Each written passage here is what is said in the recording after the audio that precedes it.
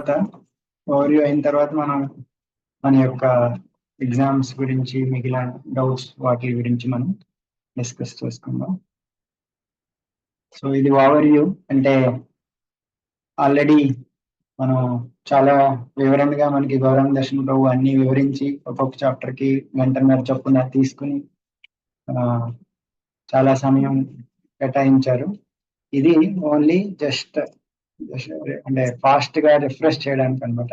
కొంచెం మంది అడిగారు కాబట్టి జస్ట్ ఇలా ఆడియోలో కవర్ చేసుకుంటూ ఫాస్ట్ గా అంటే మనం ఓన్లీ 2Kగా చూస్తాం అంటే.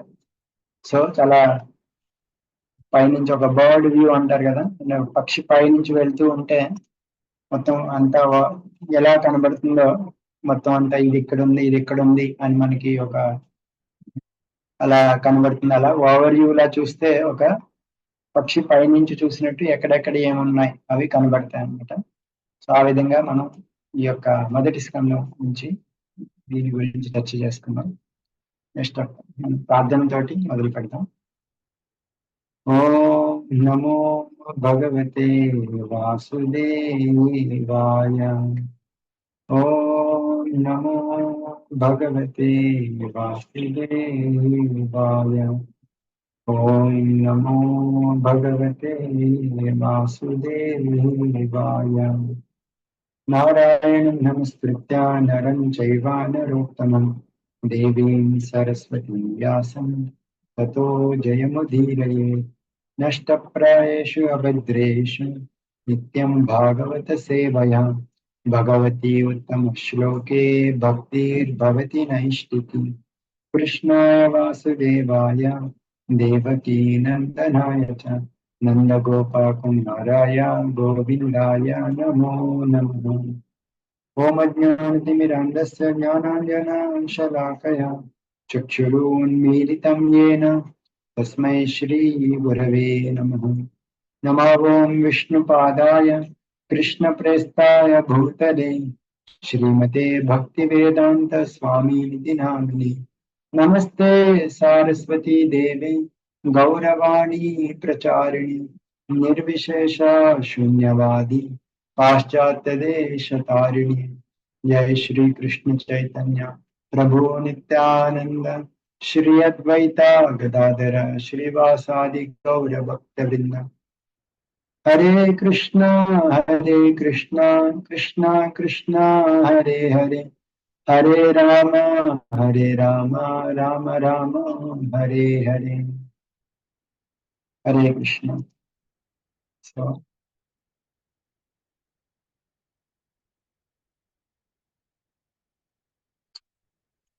మనం మొదటి స్కందం నుంచి ఫస్ట్ నుంచి మొదలుపెట్టి వెళ్దాం. సో మొదటి స్కందంలో ఫస్ట్ 9 చాప్టర్లు ఈరోజు మనం డిస్కస్ చేసుకోవడానికి ట్రై చేద్దాం. సో ఇది మనకి ఓం నమో భగవతే వాసుదేవాయ భగవంతుడి యొక్క ప్రార్థనతోటి మొదలైంది. ఫస్ట్ 3 శ్లోకాల్ని ప్రిల్యూడ్ అంటారు, అంటే ముందు భాగం లాగా మనకి చెప్తారు. ఆ 3 శ్లోకాల్లో భాగవతం యొక్క సారాంశం ఉంటుంది. So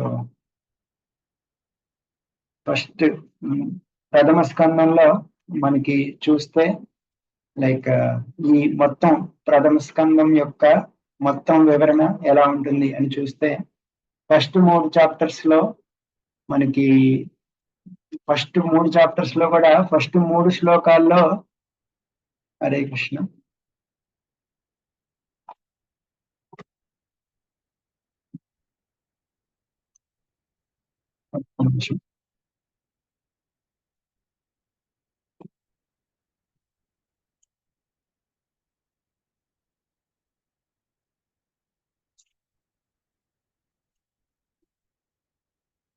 okay. Hare Krishna. So first 3 chapters లో ఈ యొక్క ఫస్ట్ 3 చాప్టర్స్ లో అందులో కూడా ఫస్ట్ 3 శ్లోకాల్లో మొత్తం 3 శ్లోకాలు భాగవతం యొక్క సారాంశం వచ్చినట్టు చెప్తారు. తర్వాత నైమిషారణ్యంలో ఈ యొక్క ఋషులందరూ సూత గోస్వామిని 6 ప్రశ్నలు అడుగుతారు. అది మొదటి అధ్యాయం. తర్వాత దానికి సమాధానం రెండు చాప్టర్స్ లో రెండో అధ్యాయం మూడో అధ్యాయంలో దాని యొక్క సమాధానం చెప్తారు. సో అవి ఫస్ట్ 3 చాప్టర్లు. తర్వాత 3 చాప్టర్లు అయిన తర్వాత ఈ యొక్క భాగవతం ఎక్కడి నుంచి వచ్చింది, ఎవరు రాశారు అని నైమిషారణ్యంలో ఆ ఋషులందరూ సూత గోస్వామిని ఒక ప్రశ్న అడుగుతారు. సో దానికి ఒక ప్రశ్న అడిగి ఇంకా ఈ యొక్క ఈ మొత్తం ఈ యొక్క సుఖదేవ్ గోస్వామికి పరీక్షిత్ మహారాజ్కి యొక్క వాళ్ళిద్దరి యొక్క మీటింగ్ ఎప్పుడు జరిగింది, సో దాని మీద క్వశ్చన్లు అడుగుతారు. సో దానికి సమాధానంగా ఈ భాగవతం భాగవతం రావడానికి కారణం ఏంటి అని చెప్పడానికి 4వ చాప్టర్ నుంచి 7వ చాప్టర్ 11వ శ్లోకం వరకు భాగవతం ఎలా వచ్చిందో దాని యొక్క వివరణ ఉంటుంది. తర్వాత ఇంకా వాళ్ళు అడిగిన క్వశ్చన్లు పరీక్షిత్ మహారాజ్ జననం ఎలా జరిగింది, సుఖదేవ్ గోస్వామితో వారి యొక్క సమావేశం ఎలా జరిగింది, పరీక్షిత్ మహారాజ్ ఎలా పాలించారు అని చెప్పడానికి, పరీక్షిత్ మహారాజ్ యొక్క జననం చెప్పడానికి ముందు జరిగిన అశ్వత్థామ పరీక్షిత్ మహారాజ్ జననం జరగడానికి అశ్వత్థామ తను పరీక్షిత్ మహారాజ్ కడుపులో ఉండగా ఎలా బాణం వేస్తాడో ఆ యొక్క సన్నివేశం గురించి చెప్పడానికి అశ్వత్థామ నుంచి మొదలు పెడతారు. అది 7వ చాప్టర్. తర్వాత పరీక్షిత్ కడుపులో ఉండగా ఉత్తర మీదకి బ్రహ్మాస్త్రం అశ్వత్థామ విదిలినప్పుడు ఎలా భగవంతుడు వెళ్ళి రక్షించిన తర్వాత కృతజ్ఞత చెప్తూ కుంతి మహారాణి ఎలా ప్రార్థించింది. సో కృతజ్ఞత, ఇంకా కృష్ణుడు వెళ్తూ ఉంటే ఆపడానికి అన్నట్టు. సో అది కుంతి మహారాణి ప్రార్థనలు 8వ చాప్టర్ లో ఉంటాయి. తర్వాత అదే సమయంలో కుంతి మహారాణి ప్రార్థనలు అయిన తర్వాత ఈ యొక్క భీష్మదేవుడి యొక్క ప్రార్థనలు, అది 9వ చాప్టర్ అదే సందర్భంలో. తర్వాత ఇంకా వీళ్ళతో హస్తినాపురంలో ఉన్నప్పుడు కృష్ణుడు వాళ్ళ దగ్గర నుంచి సెలవు తీసుకుంటూ ఈ యొక్క ద్వారకాకి వెళ్తారు. సో ఒక చాప్టర్ సెలవు తీసుకోవడానికి, ఇంకొక చాప్టర్ ఈ యొక్క ద్వారకాలో ఎంటర్ అవడానికి, ప్రవేశించడానికి. సో అది 10వ చాప్టర్ 11వ చాప్టర్. తర్వాత 12వ చాప్టర్ నుంచి మళ్ళీ పరీక్షిత్ మహారాజ్ జన్మం గురించి మాకు చెప్పండి అని మళ్ళీ అడుగుతారు సూత గోస్వామి. సో పరీక్షిత్ మహారాజ్ యొక్క జననం 12వ చాప్టర్ లో చెప్పిన తర్వాత పరీక్షిత్ మహారాజ్ ఎలా రాజయ్యాడు అనే క్వశ్చన్ వస్తుంది. సో దానికి పరీక్షిత్ మహారాజ్ రాజు అవ్వాలంటే ముందు పాండవులందరూ వాళ్ళు రిటైర్ అవ్వాలి. సో దానికోసం అది చెప్పడానికి ముందు ధృతరాష్ట్రుడు ఎలా రిటైర్ అయ్యారు, దానికి విదురుడు వచ్చి ధృతరాష్ట్రుడిని ఎలా బోధించి ఆయన చేత రిటైర్మెంట్ చేపించారు. అదైన తర్వాత పాండవులు వాళ్ళు ఎప్పుడు రిటైర్ అయ్యారు, దానికోసం కృష్ణుడు ఈ భూలోకం నుంచి వెళ్ళి తన ధామానికి వెళ్ళినప్పుడు తర్వాత పాండవులు కూడా వెళ్తారు. సో ఆ 2 ఘట్టాలు కృష్ణుడి యొక్క అవతారం చాలించి తన ధామానికి వెళ్ళడం అనేది, తర్వాత దాన్ని విని పాండవులు కూడా వాళ్ళు కూడా ఈ రాజ్యాన్ని త్యాగం చేసి వాళ్ళు మోక్షం పొందడానికి వాళ్ళు పయనించారు. ఆ 2 14, 15 చాప్టర్ లో చెప్తారు. సో అలా వాళ్ళు రిటైర్ అయిన తర్వాత అప్పుడు పరీక్షిత్ మహారాజ్ రాజ్యం చేస్తారు. ఆ రాజ్యం ఎలా చేశాడు అని చెప్పడానికి మనకి 17వ చాప్టర్ 16వ చాప్టర్ 17వ చాప్టర్ 2 చాప్టర్లు. తర్వాత పరీక్షిత్ మహారాజ్కి సుఖదేవ్ గోస్వామికి సమావేశం ఎందుకు జరిగింది, సో దాని గురించి చెప్పడానికి పరీక్షిత్ మహారాజ్కి శాపం ఎలా వచ్చింది, అది 18వ చాప్టర్. శాపం వచ్చిన తర్వాత పరీక్షిత్ మహారాజ్ ఎలా దానికి ప్రతిస్పందించారు, సుఖదేవ్ గోస్వామి వచ్చి పరీక్షిత్ మహారాజ్ని ఎలా కలిశారు, అదంతా 19వ చాప్టర్. సో ఇట్లా మొదటి స్కందంలో మనం చూసినట్టు ఈ యొక్క మెయిన్ గా 6 క్వశ్చన్స్, తర్వాత శ్రీమద్ భాగవతం ఎలా వచ్చింది దానికి సంబంధించిన విషయాల్లో పరీక్షిత్ మహారాజ్ యొక్క జననం ఎలా జరిగింది, అతని పాలన ఎలా చేశారు, తర్వాత అతనికి సుఖదేవ్ గోస్వామితో సమావేశం జరిగింది. ఈ అన్నిటి విషయం మీద మొదటి యొక్క స్కందం యొక్క చర్చ జరిగింది. ఇందులో మొదటి చాప్టర్ లోకి మనం వస్తే ఇందులో ఫస్ట్ 3 శ్లోకాలు ముందు మాట, పెళ్ళోడు అంటారు, ముందు మాటగా చెప్పిన శ్లోకాలు. తర్వాత వాళ్ళు అడిగిన 6 ప్రశ్నల గురించి మిగిలిన చాప్టర్ అంతా ఉంటుంది. అందులో ముందుగా ఈ యొక్క వాళ్ళు సూత గోస్వామిని ముందు పొగుడుతారు. తర్వాత వాళ్ళ యొక్క ప్రశ్నలు అడగడం మొదలు పెడతారు. ఇది మొదటి చాప్టర్ లో ఉండే అంశం. సో ముందు శ్లోకాలతోటి 3 మంచి శ్లోకాలు మనకి నేర్చుకోవాల్సిన శ్లోకాలు దీన్ని చదువుదాం. ఓం నమో భగవతే వాసుదేవాయ.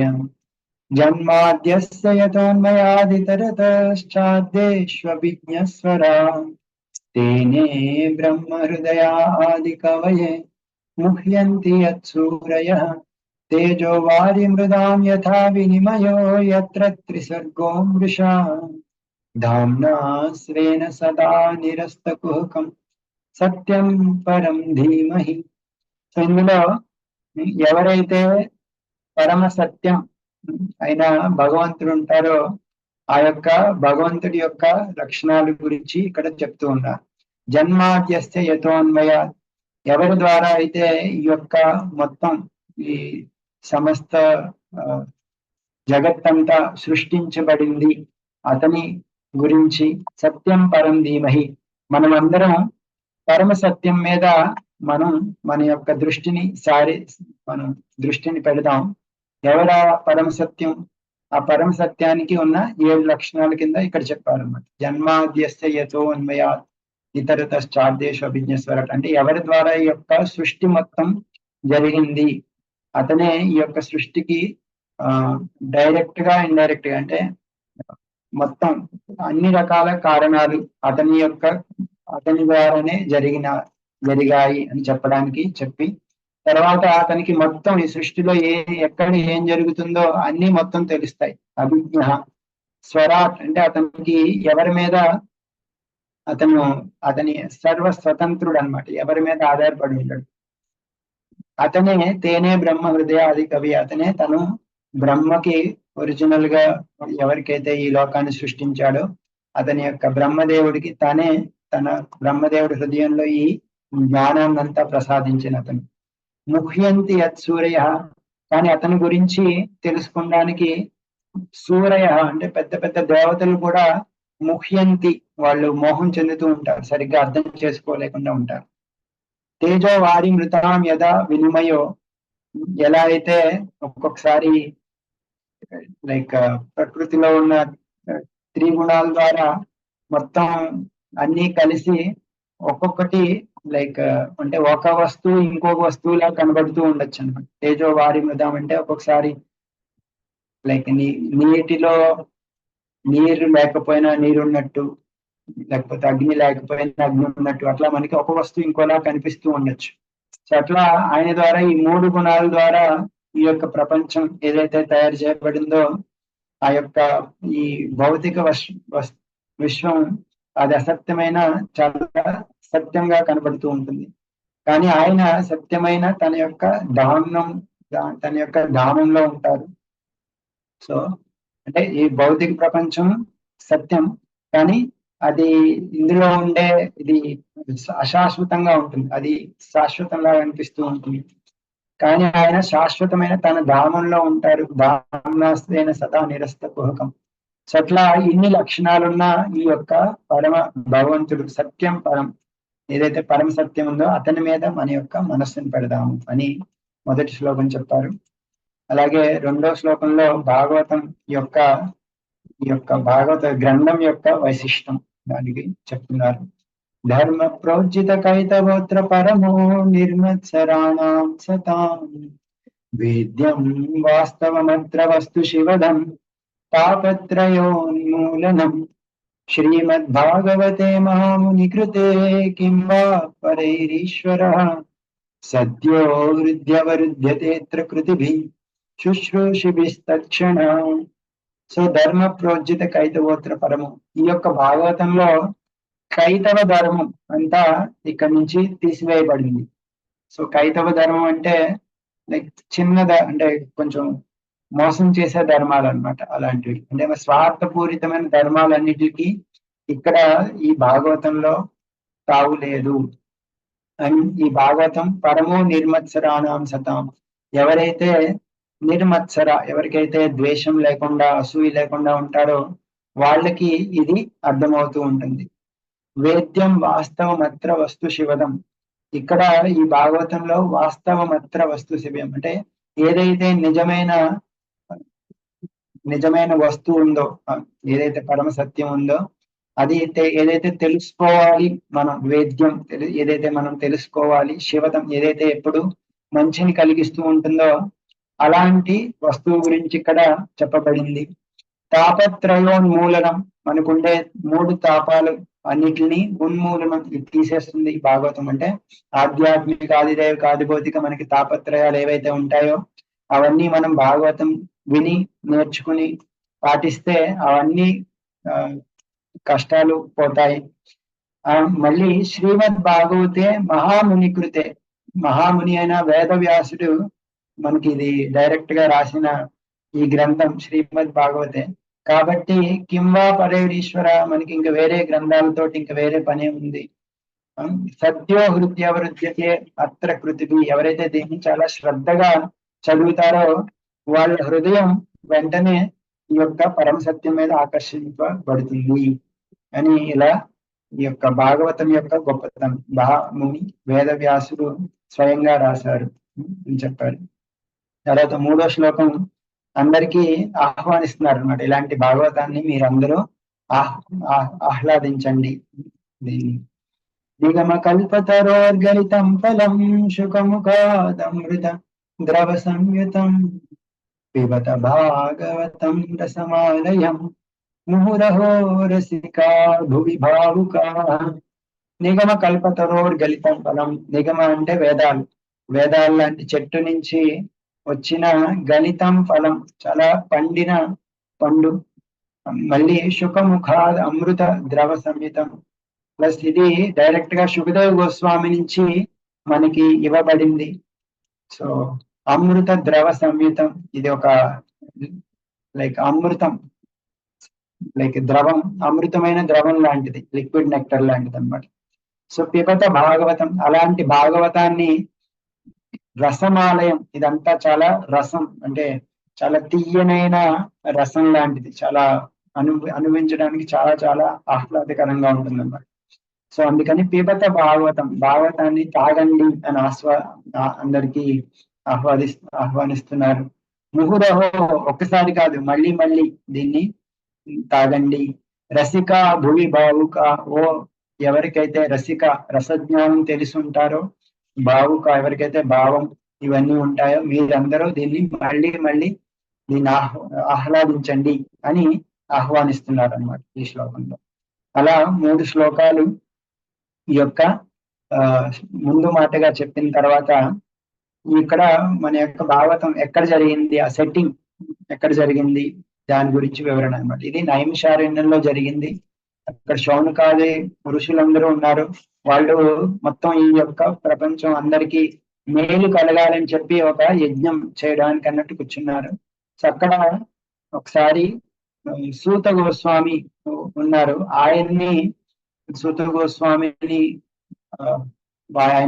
ఆయన యొక్క గురువుగా స్వీకరించి ఆయన చేత భాగవతం, ఆయన చేత ఈ మొత్తం ఇవన్నీ వినాలని చెప్పి ఆయన్ని ఇలా శౌనకాది ఋషి ఆయనతో చెప్పడం మొదలు పెట్టారన్నమాట. ఆయన యొక్క ఔన్నత్యాన్ని వర్ణిస్తూ ఉన్నారు. ఏమని, మీరు అన్ని పురాణాలని చదివారు, తర్వాత అన్ని ఇతిహాసాలని చదివారు, మీరు చానగా మీకు ఎటువంటి పాపాలు మీరు చెయ్యరు, మీరన్నీ చాలా శ్రద్ధగా ఆఖ్యాతాన్ని అధీతాన్ని అన్ని చెప్పారు, ప్లస్ చదివారు, ఇవన్నీ ధర్మశాస్త్రాలు కూడా అన్ని చదివారు. సో విధంగా అలాగే మీరు లైక్ ఏదైతే మనకి వేదవ్యాసులు వారు మనకి రాశారో అవన్నీ మనకి మీరు చదివారు. సో అందులో కొన్ని తప్ప మిగిలినవన్నీ మీకు అన్ని బాగా తెలుసు. కాబట్టి అలాగే మీరు సౌమ్యులు, ప్లస్ మీరు మీ యొక్క గురువుల అనుగ్రహం ద్వారా వాటి యొక్క సారాంశాన్ని మీరు అర్థం చేసుకున్నారు. ఎందుకంటే గురువులు ఎవరైతే చాలా స్నిగ్ధంగా ఉంటారో, మాట చెప్పినట్టు వింటూ ఉంటారో, వినయంగా ఉంటారో, వాళ్ళకి ఏ రహస్యాలైనా సరే గురువులు చెప్తూ ఉంటారు కాబట్టి మీకు అన్నీ తెలుసు అని ఈ విధంగా సూత గోస్వామి యొక్క ఔన్నత్యాన్ని వర్ణించి ఇప్పుడు వాళ్ళు ఇక్కడ ప్రశ్నలు అడగడం మొదలు పెట్టారు. సో ప్రశ్నలు అడిగి ఈ యొక్క ఈ మొత్తం ఈ ప్రపంచంలో ఉన్న ఈ లోకాల అందరికీ ఏ విధంగా మేలు కలుగుతుంది అనేది మొదటి ప్రశ్నలాగా వాళ్ళు అడుగుతున్నారు. ఎందుకంటే ఈ కలియుగంలో జనాలు ప్రాయేణాల్పాయుష సభ్య కళావస్మిన్ యుగే జనా మందాసు మందమతయో మంద భాగ్యాహి ఉపద్రుతా. ఈ కలియుగంలో ప్రాయేణ అల్పాయుష, జనరల్ గా అందరికి చాలా తక్కువ ఆయుష్ ఉంటుంది. కళావస్మిన్ యుగే జన, ఈ కలియుగంలో మందాహ, వాళ్ళు చాలా మందమతులు. సుమందమతయో, ఇంకా ఇంకా అంటే వాళ్ళకి చాలా ఈజీగా దొరికినా అది కూడా తీసుకోలేరు, అలా సుమందమతిగా ఉంటారు. మంద భాగ్య, వాళ్ళకి అదృష్టం కూడా చాలా తక్కువ ఉంటుంది. ఉపద్రుహత, వాళ్ళు ఎప్పుడూ ఏదో విధంగా చింతిస్తూ ఉంటూ ఉంటారు. కాబట్టి ఇన్ని లక్షణాలు ఉన్నాయి కలియుగంలో జనాలకి. సో వాళ్ళందరికీ ఏ విధంగా మంచి జరుగుతుంది అని అడుగుతున్నారు. అలాగే మీరు ఎన్నో శాస్త్రాలన్నీ చదివారు, శాస్త్రాలన్నిటికీ సారం మీకు తెలుసు. సో సారం తీసి ఈ మాకు ఈ వివరాలు ఎలా మంచి జరుగుతుందో దాని గురించి మాకు చెప్పండి. అలాగే మేము విన్నాం, లైక్ దేవకి వసుదేవుడు ద్వారా భగవంతుడు సాక్షాత్ ఈ లోకంలో అవతరించారని. ఎందుకని ఆయన ఈ లోకంలో అవతరించారు, ఈ సారాన్ని మొత్తం ఈ యొక్క వేదాల యొక్క సారం మాకు చెప్పండి అని అడిగారు. తర్వాత ఈ భగవంతుడి లోకంలో ఎందుకు, ఏ కారణం చేత ఇక్కడికి వచ్చారు అనేది మూడో క్వశ్చన్ కింద అడిగారు. తర్వాత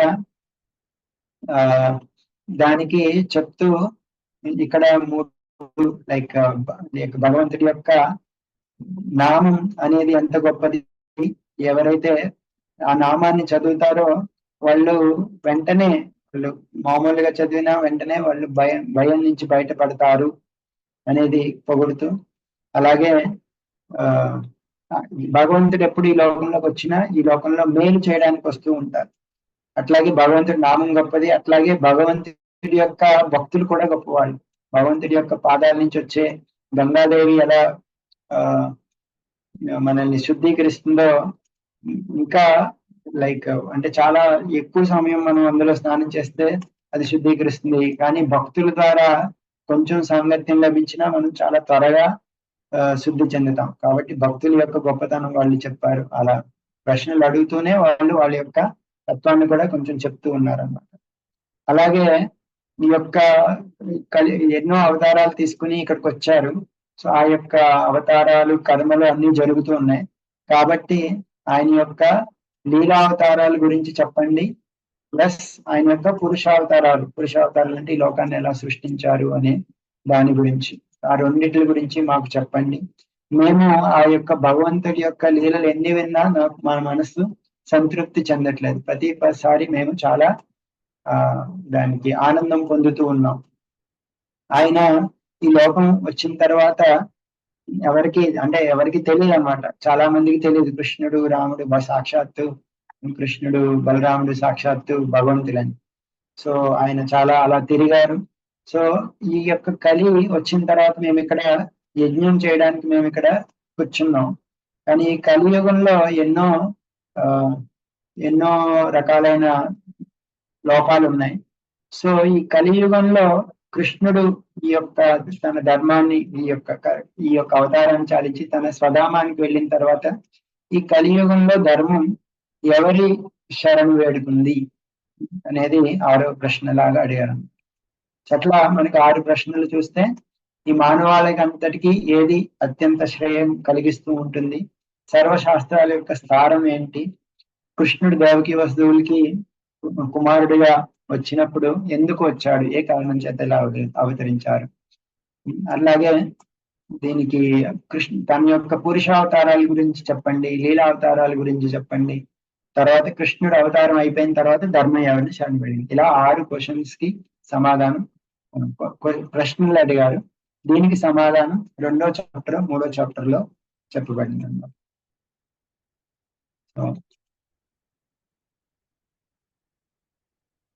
రెండో చాప్టర్ లో ఆయన మొదలు పెడుతూ, రెండో చాప్టర్ లో మొత్తం సూత గోస్వామి చెప్తారు క్వశ్చన్ అడిగిన తర్వాత.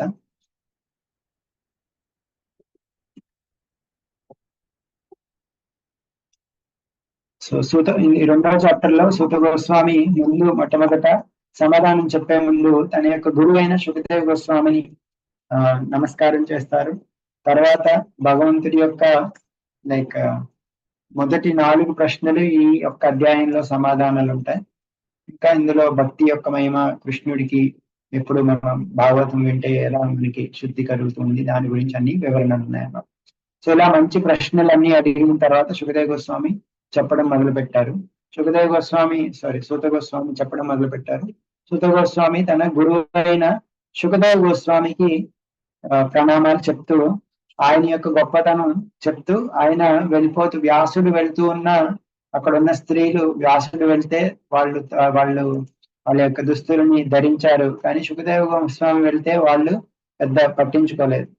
సో అది చూసి వ్యాసుడు వాళ్ళని అడిగితే, మీ సుఖదేవ గోస్వామికి ఈ యొక్క స్త్రీ పురుష అనే భేదం లేదు, చాలా ఉన్నతమైన స్థితిలో ఉన్నారు అన్నట్టు ఆయన వాళ్ళు చెప్తారన్నమాట. ఈ విధంగా అతన్ని సుఖదేవ గోస్వామి యొక్క గొప్పతనాన్ని చెప్పడానికన్నా ఈ యొక్క ఇన్సిడెంట్ చెప్పారు. అలా అని వ్యాసుడు తక్కువ కాదు, వ్యాసుడు గృహస్థాశ్రమంలో ఉన్నాడు కాబట్టి వాళ్ళు అలా ఉన్నారు. తర్వాత ఈ యొక్క సుఖదేవ గోస్వామి ఈ యొక్క అన్ని చాలా మంచి మంచి శ్లోకాలు ఉన్నాయి, కాకపోతే ఇది ఓవర్ క్లాస్ కాబట్టి మనం అన్ని చదవం, కొన్ని ఇంపార్టెంట్ శ్లోకాలు చదువుతాం. ఇది చాలా ఇంపార్టెంట్ శ్లోకం. ఆయన సుఖదేవ గోస్వామి యస్వానుభావం అఖిలం, ఈ యొక్క భాగవతాన్ని తను స్వయంగా అనుభవించి, ఈ యొక్క భాగవతం ఏదైతే పురాణాలు అన్నిటికీ సారం, శృతి సారం, అలాంటి భాగవతం అధ్యాత్మ దీపం, ఒక దీపం లాంటిది. మొత్తం ఈ లోకంలో ఉన్న తమో గుణంలో ఉన్న అందరికీ ఇది ఈ యొక్క లోకాన్ని, ఈ యొక్క భవసాగరాన్ని తీసుకుని వెళ్ళే ఒక నావ లాంటిది. ఈ యొక్క సంసారంలో ఉన్న మనందరి యొక్క కరుణయా, ఎంతో కరుణతోటి ఇలాంటి పురాణ గుహ్యమైన భాగవతాన్ని మనకి ఈ యొక్క సుఖదేవ గోస్వామి ఇచ్చారు. అలాంటి సుఖదేవ గోస్వామికి నా యొక్క నమస్కారములు అని ఆయనకి చెప్పిన తర్వాత మనం రోజు చదివే నారాయణం నమస్కృత్య నరం చైవ నరోత్తమం దేవీం సరస్వతి వ్యాసం తతో జయముదీరిత ఆ శ్లోకం చెప్పి, ఆయన యొక్క మీరు చాలా మంచి ప్రశ్నలు అడిగారు, దానికి సమాధానం చెప్తాను అని సమాధానం చెప్పడం మొదలు పెట్టారన్నమాట.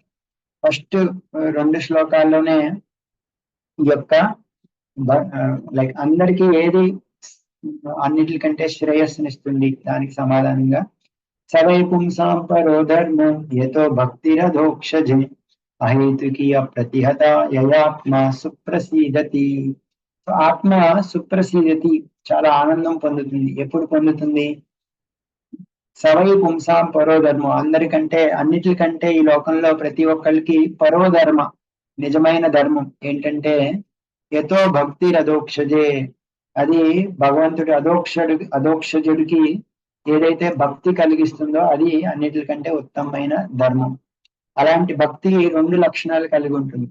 అహేతుకి అప్రతిహత, అహేతుకి అంటే మనకి ఏ విధమైన వేరే కోరికలు ఏమీ లేకుండా జస్ట్ భగవంతుణ్ణి సంతృప్తి చేయాలి అనే ఒక్క కోరికతోటి భక్తిని చేస్తూ, అలాగే అది అప్రతిహత, దేని ద్వారా కూడా అది అడ్డంకి కాకుండా, అంటే మనం కంటిన్యూగా అలా భక్తి చేస్తూ ఉంటే, అది అలా చేస్తే అది యయాత్మ సుప్రసిద్ధి, దాని ద్వారా మన యొక్క ఆత్మ చాలా ఆనందం పొందుతుంది. సో ఇది అందరికీ ఉండే ఏది నిజమైన ధర్మము లేదా అందరికి ఏది శ్రేయస్సు కలిగిస్తుంది అని చెప్పడానికి మొట్టమొదటిగా చెప్పిన శ్లోకం అన్నమాట. ఇదే భాగవతంలో మళ్ళీ మళ్ళీ చెప్తా ఉంటారు ఈ యొక్క సారాంశాన్ని. సో అన్నిటికంటే ముఖ్యమైన శ్లోకం లాగా ఇక్కడ మనకి ఫస్ట్ లోనే చెప్పారు అనమాట, భాగవతం ఏం చెప్తుంది అని చెప్పడానికి ఇందులో. సో భక్తి, భగవంతుడి యొక్క భక్తి చేస్తూ మనం సాధన భక్తి చేస్తే దాని ద్వారా మనం ఏదైతే భగవంతుడిని పొందుతామో, మనకి ఏ కోరికలు లేకుండా మనం భగవంతుడిని సంతృప్తి చేయడానికి మనం అన్ని పనులు చేస్తూ ఉంటే దాని ద్వారా మన ఆత్మ కంప్లీట్ గా ఆనందం పొందుతుంది అని చెప్పి. తర్వాత అలాంటి భక్తి చేస్తే మనకి జ్ఞానం వైరాగ్యం మనం సెపరేట్ గా దాని గురించి మనం ప్రయత్నించగలదు, అవి ఆటోమేటిక్ గా వస్తాయి అని చెప్పడానికి చెప్తున్నారు. వాసుదేవే భగవతి భక్తి యోగ ప్రయోజిత జ్ఞానివత్యాశు వైరాగ్యం జ్ఞానం చ యత హేతుకం. సో భక్తి, వాసుదేవుడికి భక్తి చేస్తే మనకి వైరాగ్యము ప్లస్ జ్ఞానము రెండు వస్తాయి. మనకి సెపరేట్ గా దాని గురించి మనం ప్రయత్నం చేయకుండానే అవి మనకి వస్తాయి. అదే భక్తి మనకి జ్ఞానం వైరాగ్యాన్ని ఇస్తూ ఉంటుంది. అలాగే మనకి విద్యుక్త ధర్మాలు ఉన్నాయి. సో విద్యుక్త ధర్మాల గురించి వాటి యొక్క రోల్ ఏంటి అని అడిగితే, వర్ణాశ్రమ ధర్మం అనేది పరో ధర్మం కాదు.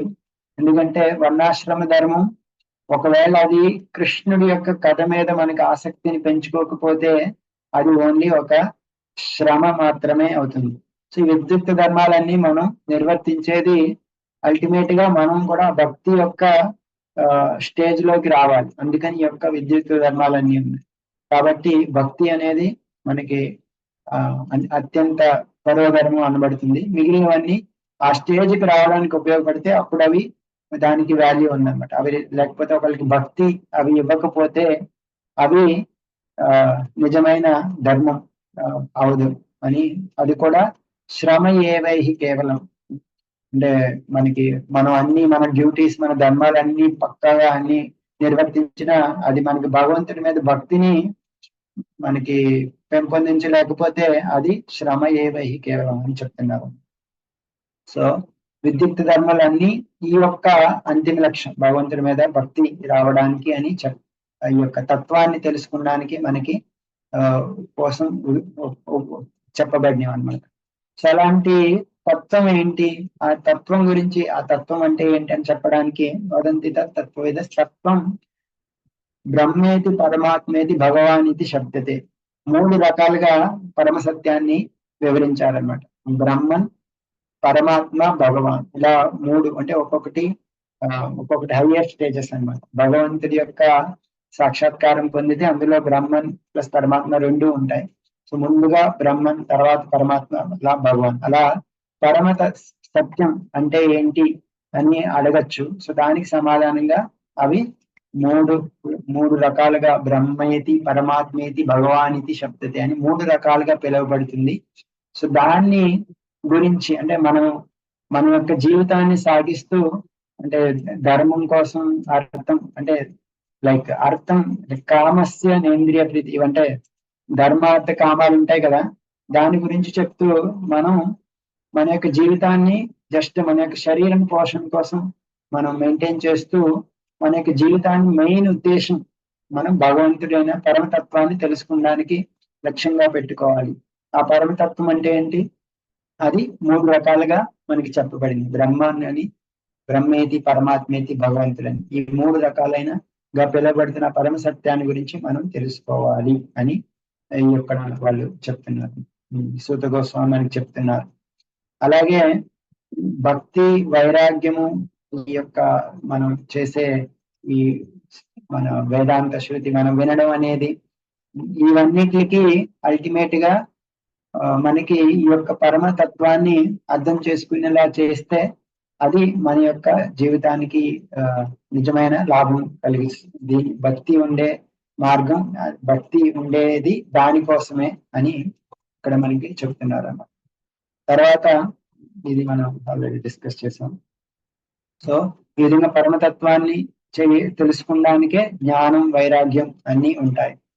అలాగా వర్ణాశ్రమ ధర్మాలన్నీ మెయిన్ గా మనకి విభజించిన పడినవి. అవి కూడా భగవంతుణ్ణి సంసిద్ధి హరితోషం, భగవంతుణ్ణి సంతృప్తి చెందడానికి ఈ యొక్క వర్ణాశ్రమాలు వివరించబడ్డాయి. కాబట్టి మీరేం చేయాలి అంటే అందరూ భగవంతుడి యొక్క భక్తిని చేయాలి. తస్మాదేకేన మనసా భగవాన్ సాత్వతాంబతి. శ్రోతవ్య వింటూ ఉండాలి, కీర్తితవ్యశ్చ భగవంతుడిని పొగుడుతూ ఉండాలి, దేహ ధ్యానం చేస్తూ ఉండాలి, పూజ్యశ్చ భగవంతుని పూజిస్తూ ఉండాలి నిత్యదా ప్రతిరోజు.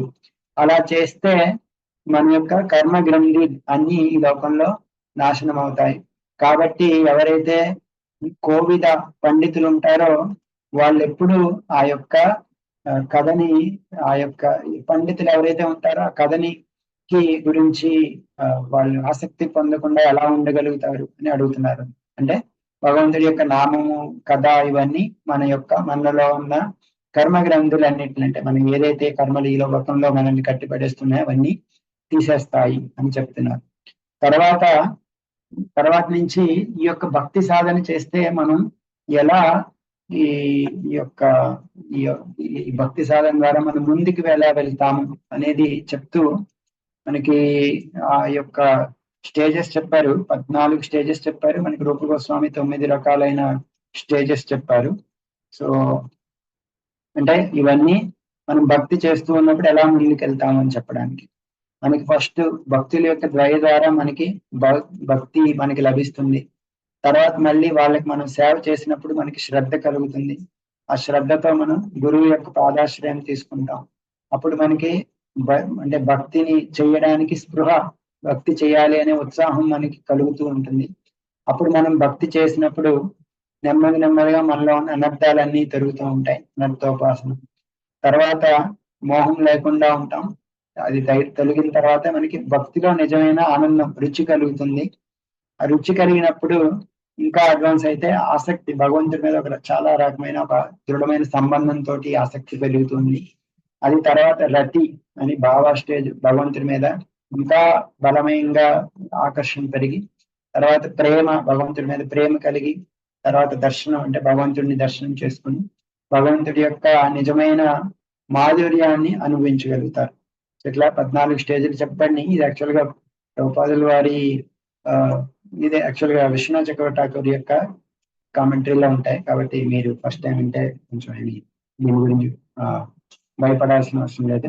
సో జస్ట్ విశ్వనాథ్ చక్రవర్తి ఠాకూర్ నుంచి ఇది చెప్పబడింది. సో దానికి ఆ స్టేజెస్ ఈ శ్లోకాల్లో చెప్తున్నారని. శుశ్రూషో శ్రద్ధ దానస్య వాసుదేవ కథారుచి, ఎవరైతే శుశ్రూషో సేవ చేసుకుంటున్నారో వాళ్ళకి శ్రద్ధ దానస్య వాసుదేవ కథారుచి, వాసుదేవుడి యొక్క కథ మీద ఆసక్తి కలుగుతుంది. అది ఎప్పుడు కలుగుతుంది? శాన్ మహత్ సేవయ, మనం గొప్ప భక్తులకి సేవ చేసినప్పుడు మనకి ఆ యొక్క వాసుదేవుడి యొక్క కథ మీద ఆసక్తి కలుగుతుంది. పుణ్యతీర్థ నిషేవనాథ్, వాళ్ళకి పుణ్యతీర్థ ఎవరైతే భక్తులు ఉంటారో వాళ్ళకి సేవ చేసినప్పుడు అలా రుచి, వాసుదేవుడి కథ మీద మనకి రుచి కలిగినప్పుడు మనం వింటూ ఉంటే శృణ్వతాం స్వకథా కృష్ణ, అవి పుణ్య శ్రవణ కీర్తన. అది వింటూ ఉంటే మనకి పుణ్యం అంటే ఆధ్యాత్మిక పుణ్యం అన్నమాట.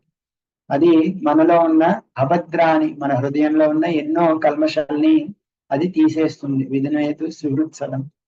సో ఎందుకంటే భగవంతుడి లోపల మన సుహృత్గా ఉండి, మన కృష్ణుడు మనకి హృదయంలో సుహృత్గా ఉన్నాడు.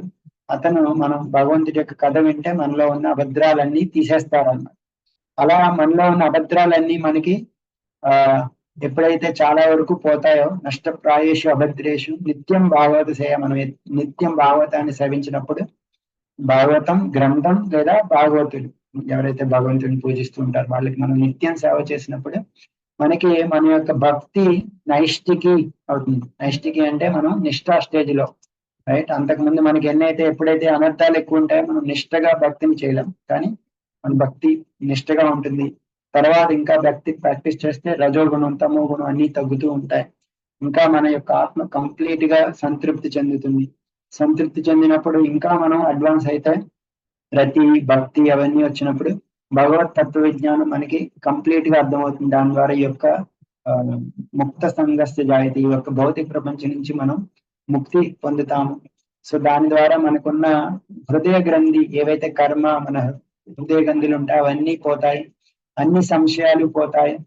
మనం ఎప్పుడైతే దృష్ట ఏవాత్మనేశ్వరి అంటే ప్రేమ స్టేజ్ లో భగవంతుని చూసినప్పుడు ఇంకేవి కర్మలు ఏవి మనకి ఉండవు అనమాట. అలా కంప్లీట్ గా పోతాయి అని ఇక్కడ చెప్తున్నారు.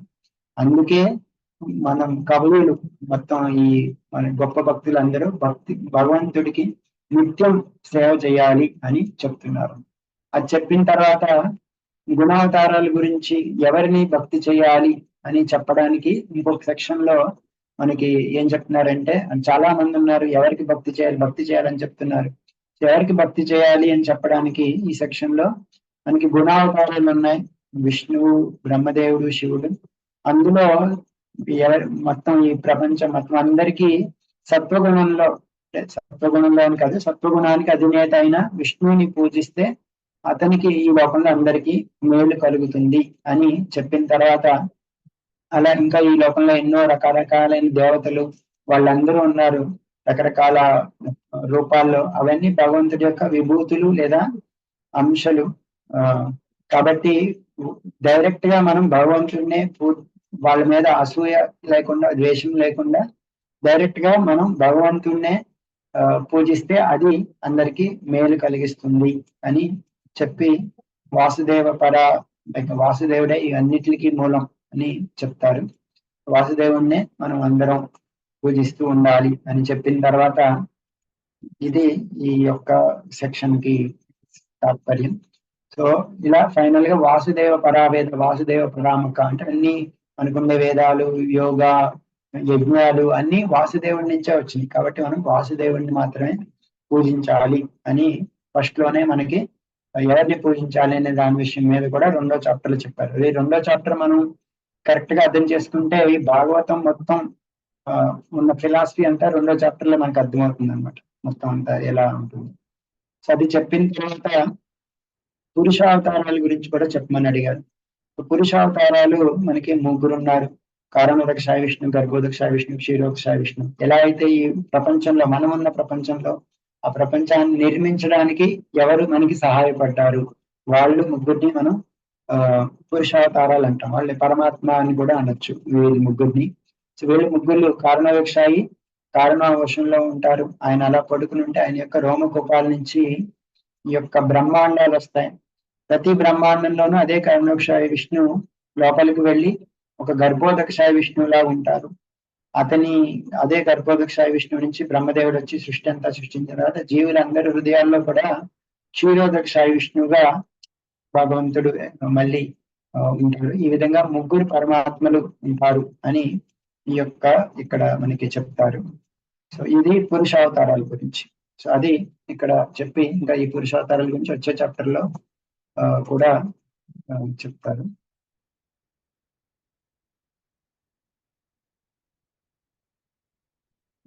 పురుషావతారాల్లో ఫస్ట్ 4 శ్లోకాల్లో ఇంకా పురుషావతారాలు మనకి ఎలా ఉపయోగపడతారు నేను చెప్పినట్టు అదే కారణోదక సాయి నుంచి విశ్వంలోనూ వస్తాయి. తర్వాత గర్భోదక సాయి నుంచి ప్రతి బ్రహ్మాండంలోనూ గర్భోదక సాయి విష్ణు వెళ్ళి అక్కడి నుంచి బ్రహ్మదేవుడు పుట్టి బ్రహ్మదేవుడి 14 లోకాలని నిర్మించి జీవులందరినీ సృష్టిస్తారు. పరమాత్మ రూపంలో ప్రతి ఒక్కరి హృదయంలో క్షీరోదక సాయి విష్ణువు లాగా ఉంటారు. క్షీరోదక విష్ణు ఈ 14 లోకాల్లో కూడా ఒక లోకంలో ఉంటారు. అలాగే ప్రతి ఒక్కరి శరీరంలోనూ ఒక రూపంలో ఉంటారు. ఇది పురుషావతారం. పురుషావతారాలు అయిన తర్వాత లీలావతారాల గురించి చెప్పమన్నారు. సో లీలావతారాలు చెప్తూ మనకి 22 అవతారాలు ఇక్కడ చర్చ చేస్తారు. జనక్ కుమారులుగా వచ్చారు, వరాహదేవులుగా వచ్చారు, నరనారాయణగా వచ్చారు, నారద మునిగా వచ్చారు. ఇందులో కొన్ని డైరెక్ట్ గా భగవంతుడి అవతారాలు, ఇంకొకటి శక్త్యావేశ అవతారం. నారద ముని శక్త్యావేశ అవతారం. ఇలా దత్తాత్రేయుడు, కపిల భగవానుడు, యజ్ఞుడు, ఋషభదేవుడు, ఋతు మహారాజు. సో భాగవతం అంతా వీళ్ళ యొక్క స్టోరీ ముందుకు వెళ్లే కొద్దీ ఒక్కొక్కరికి ఒక స్టోరీ అన్ని వస్తూ ఉంటుంది. వాళ్ళ యొక్క ఒకనొక విషయం కూడా ఇక్కడ చెప్పగలరు, ఎవరెవరు ఏమేం చేశారు అని చెప్పి. ఋతు మహారాజు మత్స్యావతారం, కూర్మ అవతారం. మనకి అంటే ఒక్కొక్కరికి మనం చెప్పుకోవాలంటే వాళ్ళు చేసిన పని గురించి కూడా ఇక్కడ చెప్పారు. సో కూర్మావతారం సముద్ర మంతంలో వచ్చి మందర పర్వతం కిందకి వెళ్ళిపోయిన తర్వాత దాన్ని పైకి తీసుకొచ్చారు. మోహిని అవతారం ఇది మొత్తం ఈ అమృతాన్ని దేవతలకు పంచడానికి, ధన్వంతరి ఈ యొక్క అమృతాన్ని ఇవ్వడానికి, నరసింహ అవతారం హిరణ్యకశిపుని చంపి ప్రహ్లాదుని రక్షించడానికి, వామన అవతారం బలి మహారాజుకి దయ చూపించి ప్లస్ ఇంద్రుడికి రాజ్యం ఇవ్వడానికి, పరశురాముడు ఈ లోకంలో ఉన్న ఎవరికైతే గర్వం ఎక్కువ ఉందో వాళ్ళని అరచడానికి, వ్యాసదేవుడు ఈ యొక్క గ్రంథాలన్నిటిని రచించడానికి, తర్వాత బుద్ధుడు ఈ యొక్క బుద్ధుడి గురించి ఇక్కడ ఫ్యూచర్ టెన్స్ లో భవిష్యత్తులో వస్తాడని చెప్పబడింది అన్నమాట. ఎందుకంటే సుఖదేవ గోస్వామి చెప్పినప్పుడు అప్పటికి ఇంకా రాలేదు. అలాగే కల్కి అవతారం కలియుగం చివర వస్తారు అని చెప్పి కల్కి గురించి కూడా చెప్పబడింది, ధర్మాన్ని స్థాపించడానికి. అట్లాగే రాముడు, అలాగే కృష్ణుడు వాళ్ళ రాముడు కూడా వస్తారని చెప్పి ముందు చెప్తారనమాట. చెప్పిన తర్వాత ఇలా ఎన్నో అవతారాలు మనకి లెక్క పెట్టాలంటే మనం లెక్క పెట్టలేం. ఎలా అయితే నదిలో ఒక సరస్సులో ఎన్నో అలలు వస్తూ ఉంటాయి, అలా ఎన్నో అవతారాలు ఉన్నాయి. అసంఖ్యాలుగా ఉన్నాయి. ఇంకా ఈ అవతారాలు కాకుండా ఋషులు, మనువులు, దేవుళ్ళు అందరూ ఉన్నారు. వీళ్ళందరూ భగవంతుడి యొక్క విభూతులు. వాళ్ళు కూడా ఈ యొక్క మొత్తం సృష్టిలో వాళ్ళు హెల్ప్ చేస్తూ ఉంటారు. ఇలా అన్ని చెప్పి కృష్ణుని కూడా ఈ అవతారాల్లో లిస్ట్ పెట్టినప్పుడు కృష్ణుని మళ్ళీ స్పెషల్ గా కృష్ణుడి గురించి చెప్పాలి. అయ్యో నేను కృష్ణుని అవతారాల్లో ఇంక్లూడ్ చేశాను, కానీ సాక్షాత్తు ఒరిజినల్ గా స్వయం భగవాన్ కృష్ణుడు కాబట్టి అతని గురించి మనం స్పెషల్ గా చెప్పాలని చెప్పి ఏతేచాంశ కళా పుంస కృష్ణస్తు భగవాన్ స్వయం ఇంద్రారి వ్యాకులం లోకం మృడయంతి యుగే యుగే అని ఇది పరిభాషా సూత్రం అంటారన్నమాట భాగవతానికి. అంటే ఈ యొక్క శ్లోకం, ఈ శ్లోకం క్లియర్ గా మిగిలిన మిగిలిన అవతారాలన్నీ భగవంతుడి నుంచి వచ్చాయి, కానీ కృష్ణుడి మట్టికి ఒరిజినల్ గా స్వయం భగవంతుడు. మిగిలిన అవతారాలన్నీ ఈ యొక్క పురుషావతారం నుంచి వచ్చాయి, కానీ కృష్ణుడి మట్టికి ఒరిజినల్ గా భగవంతుడు, అతను పురుషావతారం నుంచి రాలేదు అని చెప్పడానికి చెప్పారని. ఎందుకు వస్తాడు కృష్ణుడు? ఈ లోకంలో అందరూ ఇంద్రుడికి వేరే దైత్యులందరూ బాధ కలిగిస్తూ ఉంటే వాళ్ళని రక్షించడానికి ఇంద్రుడు మిగిలిన వాళ్ళందరినీ ప్రతి యుగంలోనూ వస్తారు అని చెప్పారు. ఇది పరిభాషా సూత్రం. ఇది చెప్పిన తర్వాత ఈ యొక్క మనకి మన తాపత్రయాలన్నీ ఉన్నాయి కదా, సో దాని గురించి బయటపడడానికి ఎవరైతే ఈ యొక్క అవతారాల గురించి చర్చించుకుంటారో వాళ్ళకి తాపత్రయాల నుంచి విముక్తి పొందుతారు. మరి విశ్వరూపం అనేది ఒకటి ఉంది. ఆ విశ్వరూపం అనేది ఈ విశ్వరూపంలో మనం 2వ స్కంధంలో ఇప్పుడు మొదలు పెడతాం. విశ్వరూపం అనేది ఒరిజినల్ గా భగవంతుడి యొక్క స్వరూపం కాదు, కానీ ఈ యొక్క విశ్వరూపాన్ని మనం, విశ్వరూపం అంటే ఇక్కడ ఈ విశ్వరూపం అని వర్ణన వివరించబడింది అనమాట భాగవతంలో. వాటిల్లో మనం ఫర్ ఎగ్జాంపుల్ మనం సూర్యుని చూడగానే భగవంతుడి యొక్క కన్ను అని అట్లా అనుకునేది. అలాంటి ఈ యొక్క రూపం అనేది భౌతికమైన రూపం, కానీ అది భగవంతుడికి ఆరోపించబడింది. కానీ భగవంతుడి యొక్క స్వరూపం సచ్చిదానంద విగ్రహ అని చెప్పబడింది. తర్వాత ఈ యొక్క జీవులు అందరూ ఈ యొక్క భగవంతుడి యొక్క భౌతిక ఈ విశ్వరూపం గురించి చెప్తూ, ఈ విశ్వరూపాన్ని మనకి చెప్పడానికి ఈ విశ్వరూపం అనేది ఒక ఉదాహరణ. జీవుల యొక్క శరీరంతో పాటు ఈ యొక్క విశ్వరూపం అనేది భగవంతుడి యొక్క స్థూల రూపం కింద చెప్పచ్చు అని చెప్పడానికి, కానీ అది ఒరిజినల్ స్వరూపం కాదు అని ఈ సెక్షన్ లో చెప్తారన్నమాట. సో అలా ఈ భగవంతుడి లోకంలో ఎన్నో రకాలైన లీలలు చేశారు. ఆ లీలలన్నీ చేసి ఈ తన యొక్క ధామానికి వెళ్ళారు. వెళ్ళినప్పుడు భగవంతుడిని అర్థం చేసుకోవాలి అంటే దాని యొక్క మార్గం ఇక్కడ చెప్తున్నారు అన్నమాట. సవేద ధాతు పదవీ పరస్య, ఎవరైతే అమాయ ఎప్పుడు ఏ విధమైన వేరే ఉద్దేశం లేకుండా సంతధ్య ఎప్పుడు కంటిన్యూస్ గా అనువృత్య చాలా ఫేవరబుల్ గా అంటే అనుగుణంగా ఎవరైతే భగవంతుడిని ప్రార్థిస్తారో వాళ్ళు భగవంతుడి గురించి నిజంగా అర్థం చేసుకోగలరు అని. మీరు చాలా అదృష్టవంతులు, భగవంతుడి యొక్క కథను వినాలనుకుంటున్నారు. మీరు ధర్మం ఎవరిని ఆశ్రయించింది భగవంతుడు వెళ్ళిన తర్వాత అని అడిగారు. ఈ యొక్క భాగవతం పురాణ బ్రహ్మ సంహితం. ఇది అన్నిటికంటే అంటే భగవంతుడికి ఒకనొక రూపం లాంటిది. దీన్ని స్వయంగా భగవంతుడే వ్యాసదేవుడే దీన్ని రచించాడు. ఈ లోకంలో అందరికీ మేలు కలిగించడానికి ఇది అవతరించింది. ఇది అన్ని గ్రంథాల యొక్క సారము. కాబట్టి ఏ విధంగా ఈ గ్రంథాన్ని సుఖదేవ్ గోస్వామి పరీక్షిత్ మహారాజుకు ఉపదేశం చేశారు. కృష్ణే సదామోపగతే, కృష్ణుడు తన సదామానికి వెళ్ళిన తర్వాత ఈ గ్రంథం ఈ కలియుగంలో వచ్చింది, ధర్మ జ్ఞానాదివి సహా. సో కలియుగంలో ధర్మం ఎవరిని శరణు వేడుకుంది అంటే ఈ ఒక్క భాగవతాన్ని శరణు వేడుకుంది. దాన్ని నేను యథామతి యథాశ్రుతం, ఎలా విన్నానో దాని గురించి నేను చెప్తాను అని ఈ యొక్క 3వ అధ్యాయం చెప్పబడింది. తర్వాత ఈ క్వశ్చన్స్ విని అంటే పరీక్షిత్ మహారాజు విన్నారు, సుఖదేవ్ గోస్వామి విన్నారు, చెప్పారు భాగవతంని వ్యాసదేవుడు రాశాడు అని విన్న తర్వాత దాని గురించి క్వశ్చన్ అడుగుతారు అన్నమాట. ఏమని అడుగుతారంటే మెయిన్ గా ఈ ఈ మీరు ఈ లోకంలో మీరు చెప్పారు వ్యాసదేవుడు ఈ యొక్క ఈ భాగవతాన్ని రాయడానికి కారణం ఏంటి? అలాగే సుఖదేవ్ గోస్వామి ఈ ఎప్పుడు ఒక్క చోట అంటూ ఉండరు, తిరుగుతూ ఉంటారు. అలాంటిది ఆయన 7 రోజులుండి పరీక్షిత్ మహారాజ్కి చెప్పారు. ఆయన సుఖదేవ్ గోస్వామి పరీక్షిత్ మహారాజ్ని కలిసినప్పుడు ప్రజలందరూ ఎలా కలిశారు, ఎక్కడ సమావేశమైంది? పరీక్షిత్ మహారాజు అందరికీ రక్షణ కలిగిస్తూ ఉంటారు. అలాంటిది అతను ప్రాయోపవేశం చేయడానికి ఎందుకు నిశ్చయించుకున్నారు? ఇవన్నీ మాకు చెప్పండి అని అడిగారు.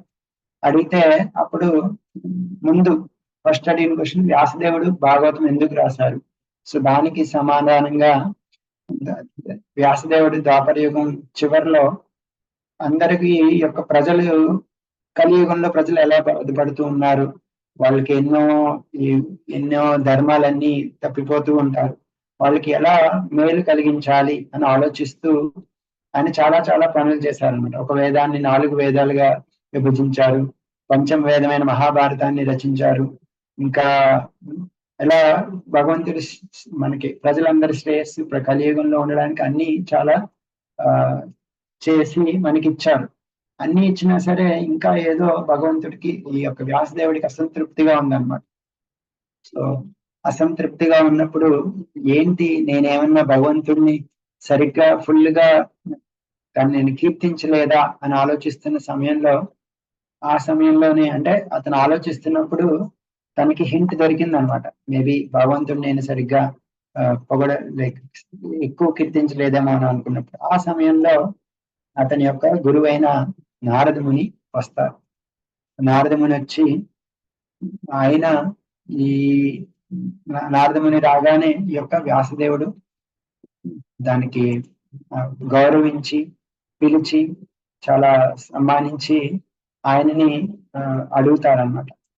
సో నారద ముని కూడా ఆయన రాగానే ఎలా ఉన్నారు మీరు అన్నట్టు అడిగి, ఏంటి మీరు ఈ శరీరంతో మిమ్మల్ని మీరు గుర్తించుకుంటున్నారా? మీరు ఎన్నో చదివారు, ఎన్నో గ్రంథాలను అన్నిటినీ రాశారు, కానీ ఇంకా ఏదో అసంతృప్తిగా ఉన్నట్టు అనిపిస్తుంది, ఏంటి కారణం అన్నట్టు అడిగితే వ్యాసదేవుడు కూడా అవును నేను అన్ని రాశాను, అన్ని భారతం ఇవన్నీ రాశాను, కానీ నాకెందుకో ఇంకా సంతృప్తి కలగటం లేదు, నిరాశకు ఉన్నాను. సో దానికి మీరు నాకు ఎందువల్ల అలా అవుతుందో మాకు చెప్పండి. మీరు సూర్యుడిలాగా ప్రతి ఒక్కళ్ళ హృదయంలోకి వెళ్ళి వాళ్ళ గురించి తెలుసుకోగలరు, కాబట్టి ఈ కారణం నాకు చెప్పండి అని అడిగినప్పుడు నారదముని చాలా చక్కగా, మీరు భగవంతుడి యొక్క గుణగణాలని కంప్లీట్ గా ఎక్కువగా మీరు చేయలేదు. ఎవరైతే భగవంతుడి యొక్క గుణగణాలని ఎక్కువగా చేయకుండా వేరే అన్నిటికి ధర్మార్థ కామాలకి మీరు ఎక్కువ ఇంపార్టెన్స్ ఇచ్చి భగవంతుడికి సరిగ్గా వాసుదేవుడి యొక్క మహిమని ఎక్కువ పొగడలేదు, అందువల్ల నీకు ఈ విధంగా అసంతృప్తి ఉంది అని చెప్పి 2 రకాలైన సాహిత్యాల గురించి మాట్లాడతారన్నమాట. ఏ సాహిత్యం అయితే భౌతిక పరంగా ఉంటుందో అలాంటి సాహిత్యం అది ఎవరైతే కాకులు అక్కడ ఉంటాయన్నమాట, అంటే వాళ్ళు ఎవరైతే, కానీ హంసలు అక్కడ ఉండలేవు. అది భౌతికం, అంటే భగవంతుడికి సంబంధం లేని విషయాల గురించి చర్చ, లేకపోతే దాని గురించి ఇది అక్కడ కాకులు మాత్రమే దాన్ని అనుభవిస్తూ ఉంటాయి, దాన్ని ఆహ్లాదిస్తాయి, కానీ హంసలు దాన్ని ఆహ్వానించవు. అప్పుడు ఈ భాగవతం ఏదైతే భగవంతుడిని పొగుడుతుంటుందో అటువంటి గ్రంథాలు మనకి లోకంలో ఎంతో మేలు కలుగుతాయి. తద్వాగ్విసర్గో జనతాగ విప్లవో యస్మిన్ ప్రతిశ్లోకమబద్ధభత్యపి నామాన్యనంతస్య యశోంకితాని శృణ్వంతి గాయంతి గృణంతి సాధవః. సో ఏదైతే ఆధ్యాత్మిక మరం, ఏదైతే భగవంతుడిని పొగుడుతూ ఉంటుందో అది ప్రజల జీవితంలో వాళ్ళు చేసే తప్పులన్నిటికీ తీసివేయగలుగుతుంది. నామాని అనంతస్య, భగవంతుడి యొక్క నామాలు, యశోంకితాన్ని, అతని యొక్క గొప్పతనాన్ని ఏదైతే పొగుడుతుంటుందో అటువంటి గ్రంథాలని శృణ్వంతి వింటూ ఉంటారు, గాయంతి చెప్తూ ఉంటారు, దాన్ని స్వీకరిస్తూ ఉంటారు సాధువులందరూ. కాబట్టి అది చెయ్యాలి మనం. అలాగే కర్మ జ్ఞానం, అందులో భక్తి లేకపోతే అప్పుడు అవి కూడా ప్రయోజనం ఉండదు. ఏదైతే భక్తి కలిగి ఉంటుందో దాని అటువంటి కర్మ అటువంటి జ్ఞానం మాత్రమే లాభాన్ని చేకూరుస్తుంది. మీరు వ్యాసదేవుని పొగుడుతూ మీరు అమోఘతుడు, మీకు అన్నీ తెలుసు కాబట్టి మీరు ఖచ్చితంగా భగవంతుడి గురించి రాయగలరు. కాబట్టి భగవంతుడి యొక్క ఆ చేష్టల్ని మీరు మీ యొక్క సమాధిలో ధ్యానించి దాని గురించి రాయండి. మీరు భగవంతుడి గురించి కాకుండా వేరే దేని గురించి వర్ణించినా అది జనరల్ గా మనసుకి చాలా ఆందోళన గురి చేస్తూ ఉంటుంది. నీ యొక్క అంతకుముందు నువ్వు రాసిన అన్నిటిలోనూ ధర్మము, అర్థము, కామము ఇవి ఎక్కువ ఉన్నాయి. కానీ సో మీరు రాసినారు, వ్యాసదేవుడు స్వయంగా రాశాడని చెప్పి వాళ్ళు అవే నిజమైన ధర్మం అనుకోవచ్చు. కాబట్టి అది జుగుప్సితం, అలాంటిది నువ్వు చేశావు. కాబట్టి నువ్వు భగవంతుణ్ణి యొక్క ధర్మాన్ని, భాగవత ధర్మాన్ని నువ్వు స్థాపించాలి అని ఇక్కడ ఆయన ఆ విధంగా భక్తి మార్గాన్ని గురించి చెప్తున్నారు. ఒకవేళ భక్తి తీసుకుని ఒకవేళ తర్వాత కొంచెం మంది కిందకి వెళ్ళినా వాళ్ళకి నష్టం లేదు, ఎందుకంటే వాళ్ళు మళ్ళీ తర్వాత వస్తారు. కానీ అలా కాకుండా స్వధర్మాన్ని చాలా చక్కగా అనుభవించి చేస్తూ భక్తి లేకుండా ఉంటే వాళ్ళకి ఏం సాధించినట్టు ఈ లోకంలో. కాబట్టి మనం ఈ లోకంలో దేని గురించి ప్రయత్నించాలంటే ఏదైతే ఈ 14 లోకాల్లో కూడా వెళ్ళినా సరే మనం వెనక్కి రాకుండా ఉంటాము. అలాంటి శాశ్వత ధామాన్ని వెళ్ళడానికి కోసం మనం ప్రయత్నిస్తూ ఉండాలి. సో కానీ ఎవరైతే భక్తుడు ఒకసారి భక్తి చేసి మళ్ళీ ఒకవేళ వెనక్కి వచ్చినట్టు అనిపించినా అతనికి ఎప్పుడు ఆ భక్తి చేసినప్పుడు ఉన్న ఆనందం ఉంటూ ఉంటుంది అన్నమాట. కాబట్టి మళ్ళీ అతను ఆ భక్తిని చేసుకుంటూ ఉంటారు. కాబట్టి భక్తి చేస్తే ఎటువంటి నష్టము ఉండదు, ఎప్పుడూ కూడా నిరంతరం పురోగతి జరుగుతూనే ఉంటుంది. కాబట్టి నువ్వు ఈ యొక్క భగవంతుడి లీలల్ని చాలా విపులంగా వర్ణించు అని తర్వాత వ్యాసదేవుడికి నారదముని చెప్పారన్నమాట. సో అన్నిటికి యొక్క మనం చేసే ప్రతి పని భగవంతుడికి అర్పితం చేయగలిగితే అది మనకి నిజంగా మేలు కలిగిస్తుంది. మనం చేసే అన్ని పనులు భగవంతుడి యొక్క గుణగణాలని నిరూపించడానికి అయితే అవి నిజంగా సార్థకతని చేసినట్టు అన్నమాట. అట్లా చెప్పి తన యొక్క గత జన్మ వృత్తాంతాన్ని చెప్తారన్నమాట. ఈ యొక్క భక్తిలో ఎలా ముందుకు వెళ్తాడు అని చెప్పడానికి. నేను అంతకుముందు ఒక దాసి పుత్రుడిని, భక్తి వేదాంతుడు మా దగ్గరికి వచ్చినప్పుడు నా తల్లితో పాటు నేను వాళ్ళకి చాలా శ్రద్ధతోటి సేవ చేశాను. వాళ్ళ యొక్క ఉచ్చిష్టాన్ని, వాళ్ళు తిన్న అన్నాన్ని వాళ్ళు ఏదైతే వదిలేశారో దాన్ని తిన్నప్పుడు, ఇంకా వాళ్ళకి సేవ చేసుకున్నప్పుడు నాకు భక్తి మీద ఆసక్తి కలిగింది. వాళ్ళు ఎప్పుడు నిరంతరం కృష్ణ కథని చర్చించుకుంటూ ఉన్నారు. అది విన్న తర్వాత నా యొక్క భక్తి ఇంకా చాలా బాగా పెరిగింది. సో ఈ విధంగా భగవంతుడి యొక్క నిరంతరం భగవంతుడి మీద వాళ్ళతో భగవంతుడి గురించి చర్చించుకున్నప్పుడు ఆ యొక్క మహిమలతోటి నాకు చాలా ప్రేమ పెరిగింది అనమాట. వాళ్ళు ఏం చెప్పారో అవన్నీ నేను చేస్తూ ఉండేవాడిని చాలా వినయంతో. సో దాంతో వాళ్ళు నాకు ఇంకా ఎంతో మేలు చేకూర్చారు. సో దాంతో భగవంతుడి యొక్క మహిమ, అతని యొక్క గుణగణాలు ఇవన్నీ నాకు చాలా అర్థమైంది. నాకు తెలియని ఎన్నో గుహ్యతమైన విషయాలు కూడా వాళ్ళన్నీ నాకు నేర్పించారు.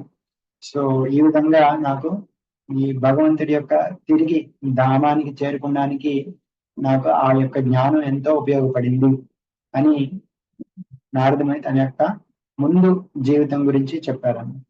చెప్పి మళ్ళీ తను కంక్లూజన్ మళ్ళీ ఆయన యొక్క నా వ్యాసదేవుడికి ఏ విధంగా చేయాలని చెప్తూ భగవంతుడి యొక్క మన యొక్క ఈ మనం ఎప్పుడు తాపత్రయంలో ఉంటాం, దానికి బయటపడడానికి మనం భగవంతుడి సేవకి అంకితం చేస్తే మొత్తం ఈ యొక్క సర్వోత్తమ నివారణ ఉపాయం అనమాట. మనకు ఉన్న అన్ని కష్టాల నుంచి బయటపడడానికి భగవంతుడికి సేవకి మనం అంకితం చేయడం అన్నమాట. సో అలా భగవంతుడిలో చేసేవి మన భౌతికమైన కర్మల్లో మనం ఇరుక్కుపోయే దాని అన్నిటి బంధాల నుంచి అది బయటపడేస్తుంది. కాబట్టి భగవంతుడి యొక్క సేవ చేయడం అనేది అన్నిటికంటే ఉత్తమమైనది. సో భక్తి యోగం చేస్తే సైమల్టేనియస్ గా మనకి జ్ఞానం కూడా లభిస్తూ ఉంటుంది. కాబట్టి దేవుడి యొక్క నామాలు, గుణాలని అన్ని స్మరిస్తూ భగవంతుడి యొక్క భక్తి చేయండి. కర్మయోగం కూడా అంటే మనం చేసే పనులన్నిటిలో కూడా భక్తిని దాంట్లో పెట్టి దాన్ని భగవంతుడికి అర్పిస్తే అది కూడా మనం నెమ్మదిగా భగవంతుడి దగ్గరికి వెళ్ళొచ్చు అన్నట్టు చెప్తారు అన్నమాట. సో ఆ విధంగా చెప్పి నాకు ఈ యొక్క భగవంతుడు నేను ఎలా సేవ చేయడం ద్వారా నాకు భగవంతుడు తన యొక్క అనుభవాన్ని నాకు స్వయంగా ఇచ్చారు. కాబట్టి ఎవరైతే విద్వాంసులు మనకి నిజంగా భగవంతుణ్ణి ఈ విద్వాంసులు మనకి ఏం చెప్పారంటే అందరికి ఈ యొక్క భగవంతుడి యొక్క కథ వినడం అనేది విద్వాంసులకి ఎంతో విజ్ఞాసం ఉంటుంది. అది తెలుసుకోవాలి, ఇది తెలుసుకోవాలి. అవన్నీ వాళ్ళ యొక్క జిజ్ఞాసను అంతటినీ సంతృప్తి పెంచుతుంది. మనకి ఈ సంసారంలో ఉండే క్లేశములన్నీ ఉంటాయి సామాన్య జనులందరికీ, అవన్నీ తొలగిస్తుంది. సో దీనికంటే కాబట్టి అలాంటి భాగవతం లేదా భగవంతుడి యొక్క లీలలు గురించి ఈ ఈ యొక్క మనకి ఫలితాలు ఇస్తుంది కాబట్టి అది మనం ఎప్పుడు చేయాలి అని నారదుని చెప్తారు. అది విన్న తర్వాత నేను ఈ యొక్క నేను ఎప్పుడు భగవంతుడిని నామాలతోటి తన యొక్క మంత్రాలతోటి నేను పూజిస్తూ ఉంటాను. దాని ద్వారా నీకు అన్ని రకాలుగా ఆనందం కలుగుతూ ఉంటుంది.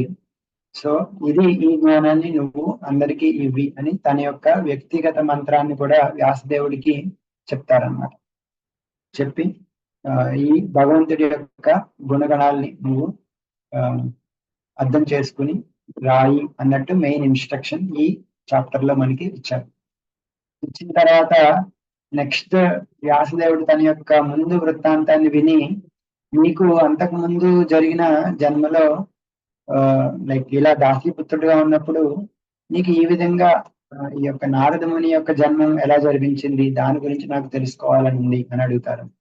సో దానికి సమాధానంగా నారదుని తన యొక్క జీవితంలో జరిగిన మిగిలిన వృత్తాంతాన్ని మళ్ళీ చెప్తారు.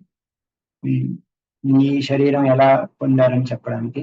సో ఆయన ఏం చెప్తారంటే నేను వాళ్ళు వెళ్ళిపోయిన తర్వాత భక్తి వేదాంతులు ఒకనొక సమయంలో నా యొక్క తల్లికి పాము కరిచి ఆ తల్లిగారు కూడా వెళ్ళిపోయారు. అప్పుడు నేను ఒక్కడనే ఉన్నాను. సో ఆ సమయంలో నాకు ఈ యొక్క ఈ ఒక్కడనే ఉన్నా సరే నాకు వాళ్ళు ఇచ్చిన జ్ఞానం ఏదైతే ఉందో దాని ద్వారా నేను భగవంతుని చేరుకోవాలి అని నిశ్చయించుకుని ఇది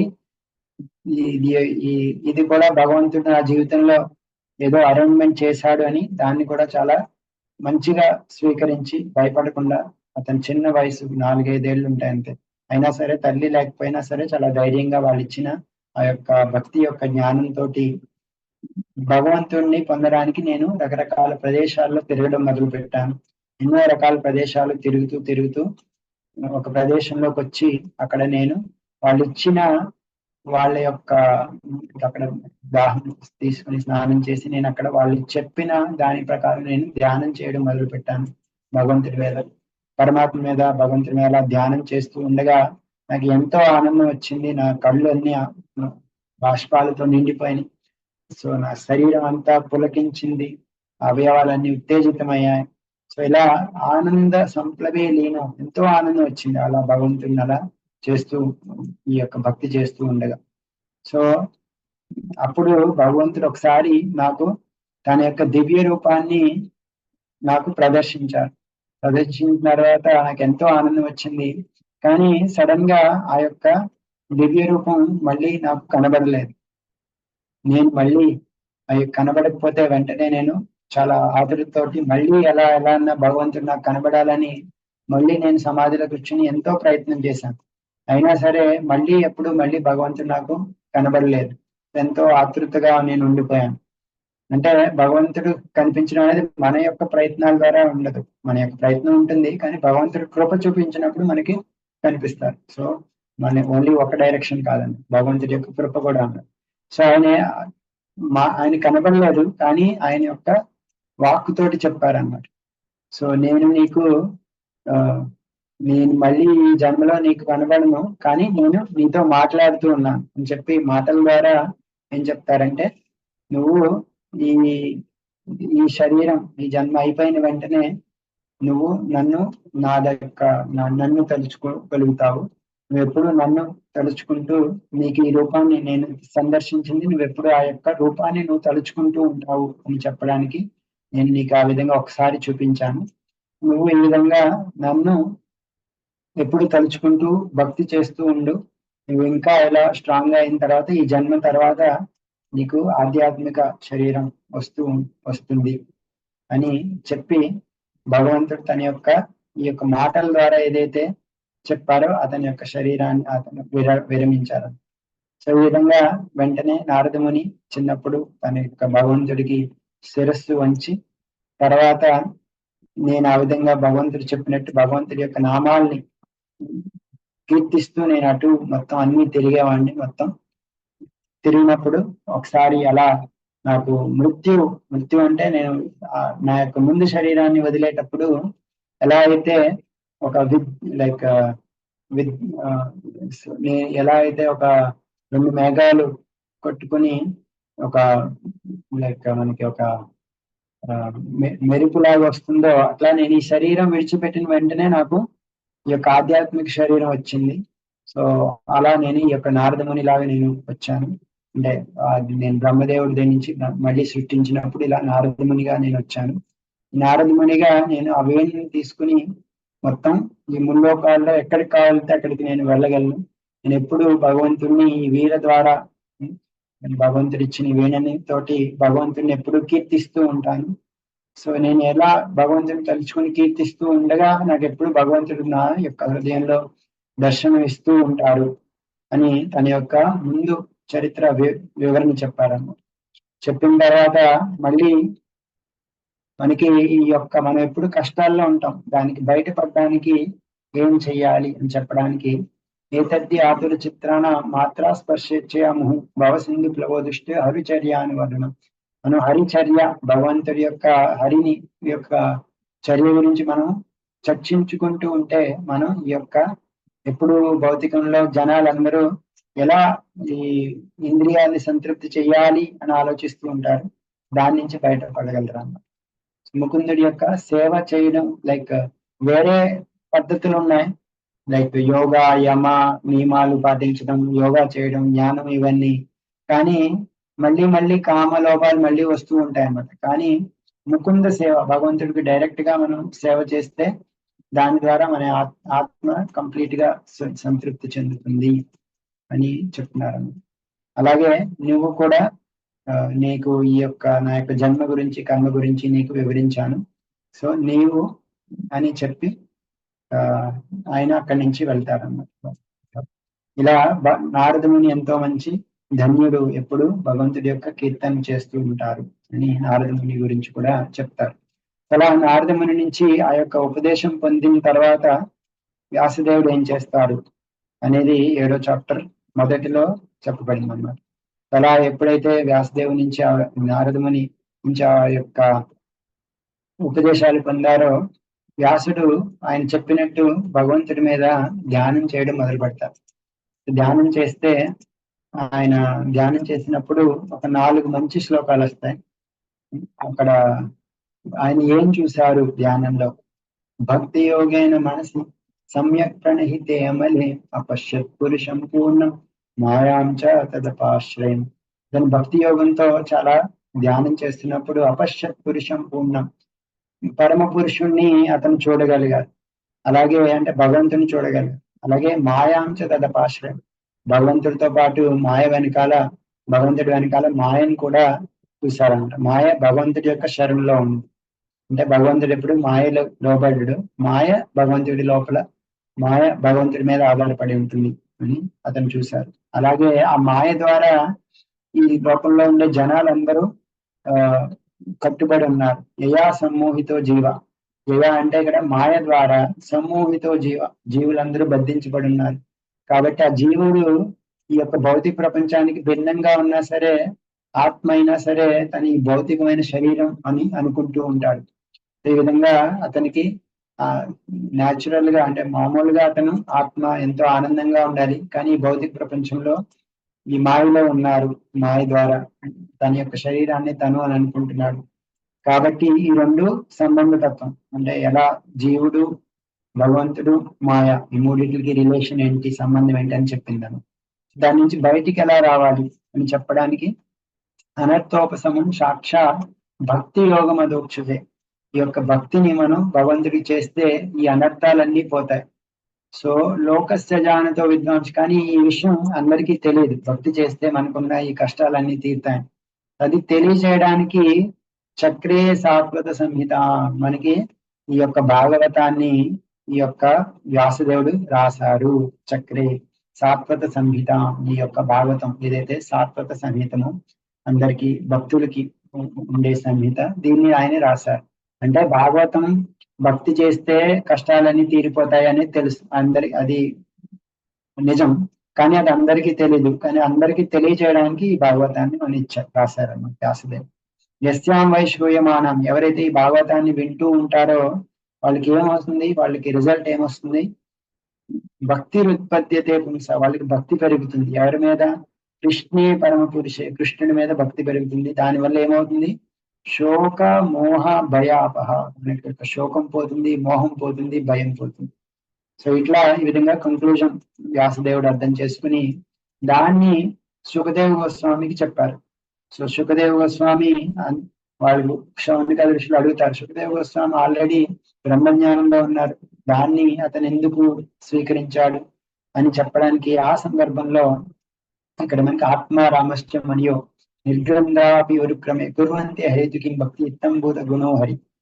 ఈవెన్ పెద్ద ఆత్మారాములు కూడా ఈ యొక్క భక్తిని ఆనందిస్తూ ఉంటారు. ఎందుకంటే హరికి అన్ని రకాలైన సద్గుణాలు ఉన్నాయి. కాబట్టి బ్రహ్మజ్ఞానులు ఆత్మజ్ఞానులు అయినటువంటి సుఖదేవ గోస్వామి, సనాతనులు వాళ్ళు కూడా భక్తిని ఆనందిస్తారు. అది ఈ యొక్క సుఖదేవ గోస్వామి, చతుష్కుమార్లు వీళ్ళిద్దరూ మనకి ఎగ్జాంపుల్ ఏంటి, భక్తి అనేది అన్నిటికంటే హైయెస్ట్ ధర్మం అనేది చెప్పడానికి. ఎందుకంటే వాళ్ళు బ్రహ్మజ్ఞానంలో ఉన్నా సరే వాళ్ళు భక్తిని స్వీకరించారు, అది హైయెస్ట్ అని తెలిసి. అలా అందుకే ఈ యొక్క సుఖదేవ గోస్వామి ఈ యొక్క భక్తిని స్వీకరించి హరేర్ గుణాక్షిప్త మతి, అతను హరి యొక్క గుణాలతోటి అతని యొక్క మతి ఎప్పుడు ఉందన్నమాట.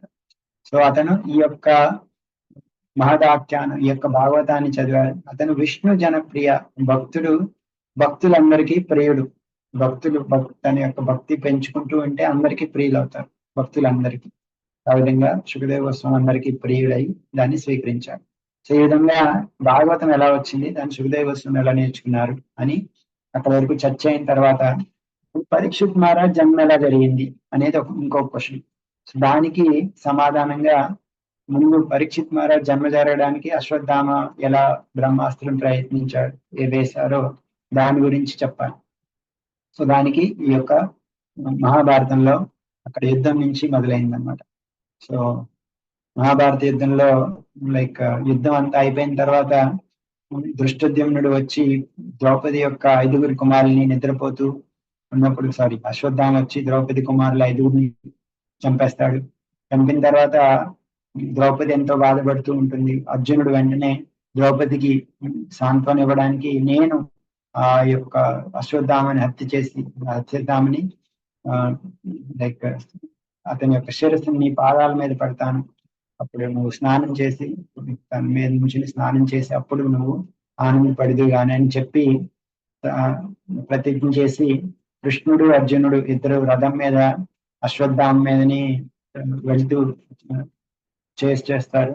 ఆ సమయంలో అశ్వత్థామ చాలా భయపడి బ్రహ్మాస్త్రాన్ని ప్రయోగిస్తాడు అర్జునుడి మీద. అర్జునుడు వెంటనే ఒక రకమైన ఈ భయంకరంగా చాలా వేడితోటి ఉంటుంది అన్నమాట. ఈ ప్రపంచం అంతా వణికిపోతూ ఉంటుంది. వెంటనే ఈ యొక్క కృష్ణుడికి ప్రార్థన చేస్తారన్నమాట. కృష్ణ కృష్ణ మహాబాహో భక్తా నామ భయంకర తమేకో దశ్యమానామపవర్గోసి సంస్కృతే.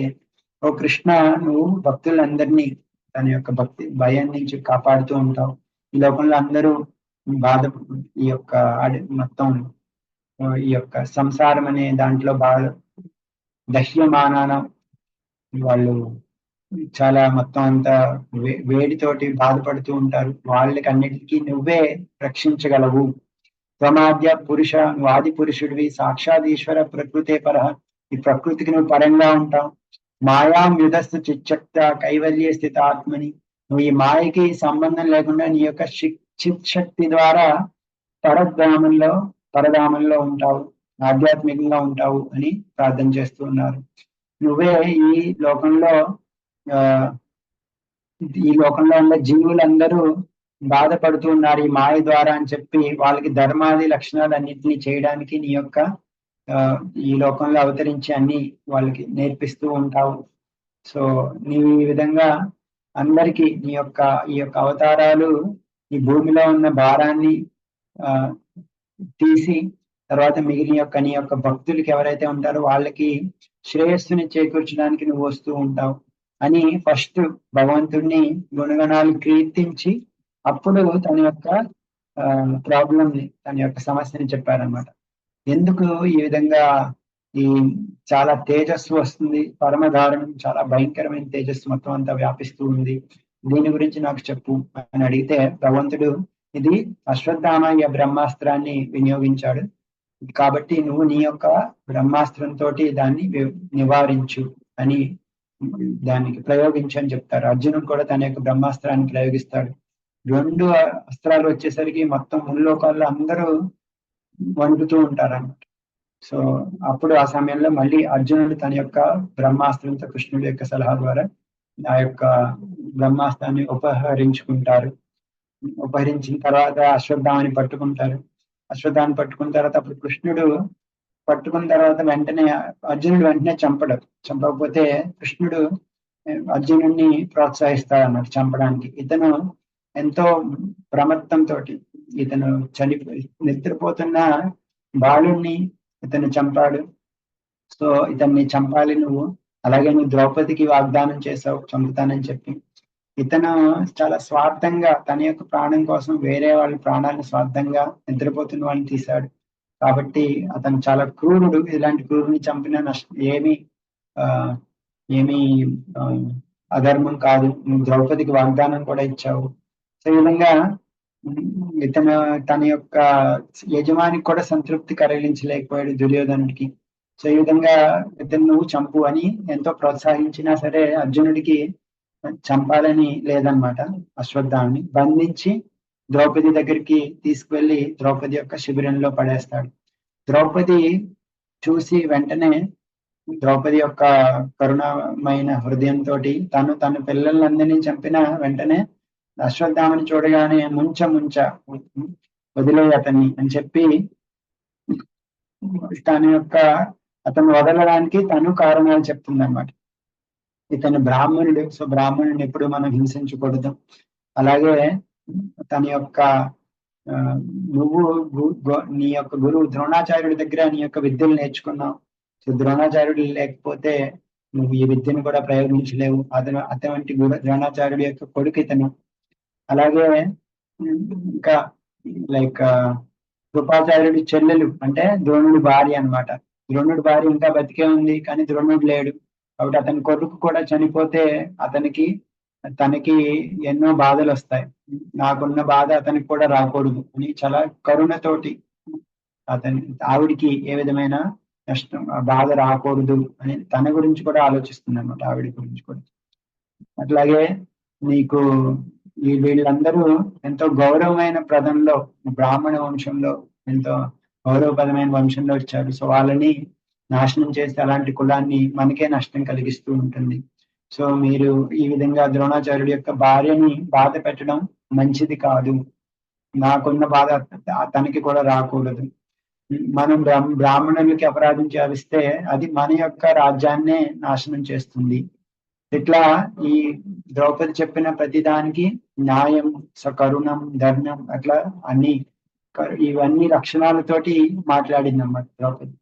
అట్లా మాట్లాడిన తర్వాత వెంటనే దాన్ని ధర్మరాజు అంగీకరిస్తాడు. వెంటనే ధర్మరాజు ఇంకా నకులు, సహదేవు మిగిలిన అందరూ ఏకీభవిస్తారు ద్రౌపది తోటి. కానీ భీముడు మట్టికి ఏకీభవించడం అనమాట. ఎందుకు ఇతన్ని తప్పు చేసి మన పిల్లలందరినీ చంపాడు, ఇతన్ని మట్టికి చంపాల్సిందే అంటారు. సో కృష్ణుడు అప్పుడు అర్జునుడికి భీముడు చెప్పింది కరెక్టే, మనం అంటుంది కరెక్టే, కాబట్టి నువ్వు ఏం చేయాలో నువ్వే డిసైడ్ అవ్వు అని అర్జునుడికి చెప్తారు. అర్జునుడు ఇద్దరిని సంతృప్తి చేయడానికి అశ్వత్థామ శిరస్సు మీద ఉన్న మణిని తీసేస్తారు.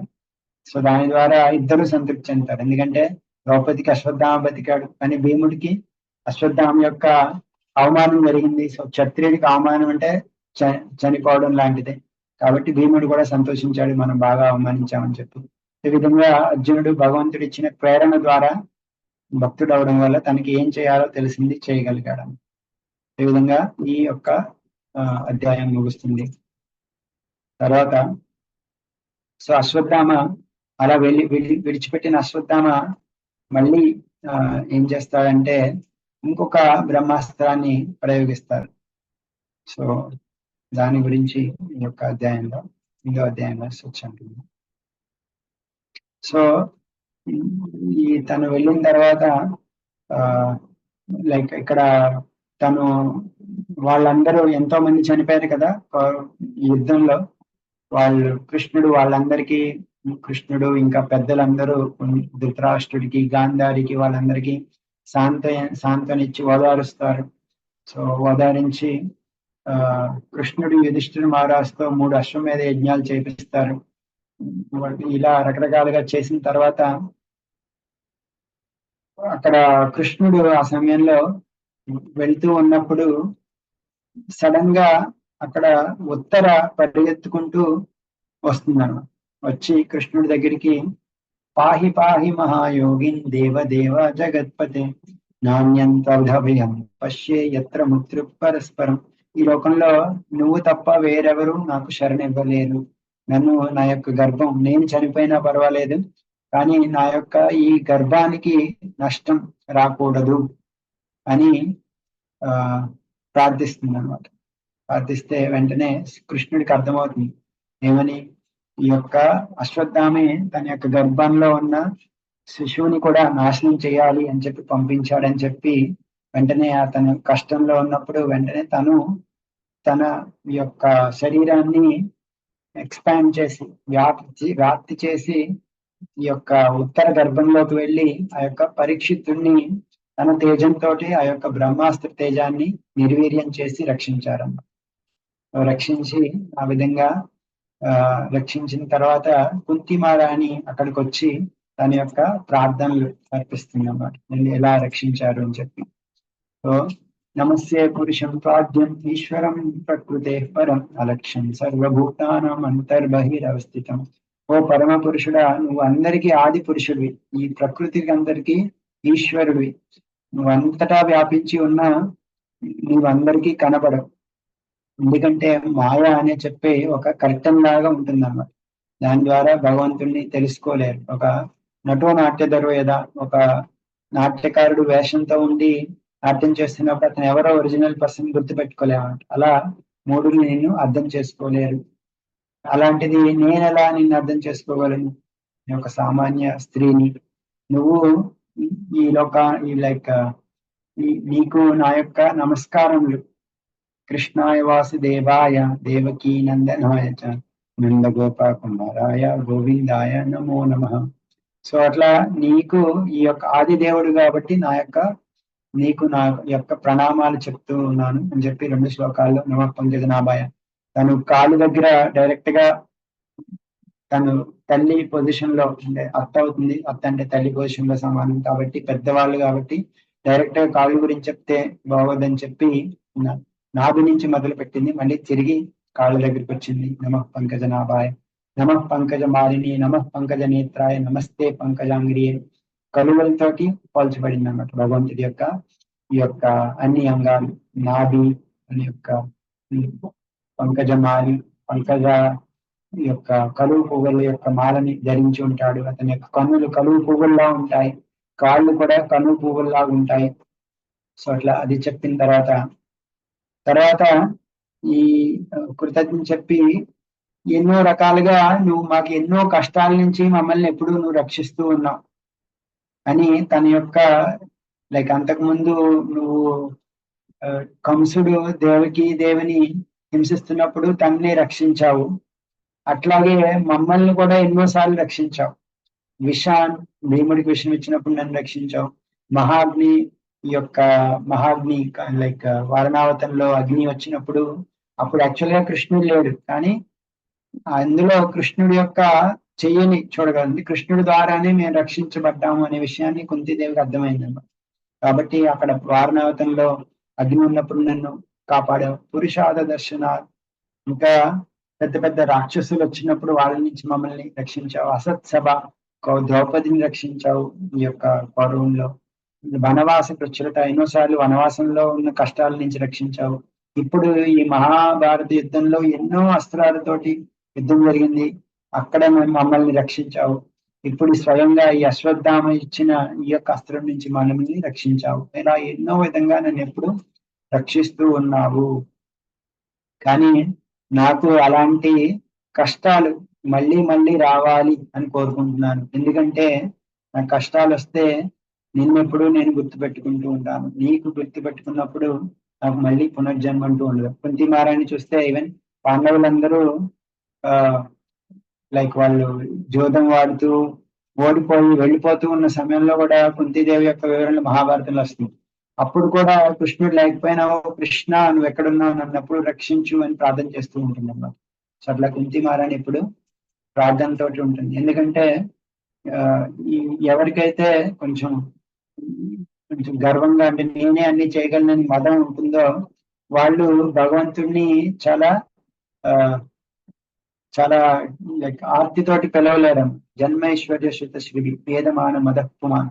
ఎవరికైతే మదం ఉంటుందో, నాకు పెద్ద జన్మ ఉంది, ఐశ్వర్యం ఉంది, నాలెడ్జ్ ఉంది, లేకపోతే అందం ఉంది అని చెప్పి, సో కాబట్టి నాకు ఈ కష్టాలు వస్తే నేను ఎప్పుడు తలుచుకుంటూ ఉంటాను అని ప్రార్థన చేస్తూ, నువ్వు ఎవరికైతే అకించన విత్తాయ, ఎవరికైతే వాళ్ళు ఏమీ లేదు అనుకుంటారో వాళ్ళకి నువ్వు అర్థం అవుతూ ఉంటావు అని, అలాగే నువ్వు కాల రూపంలో ఉన్నావు, అలాగే నీ యొక్క లీలలు చాలా దిగ్భ్రాంతి కలిగిస్తూ ఉంటాయి.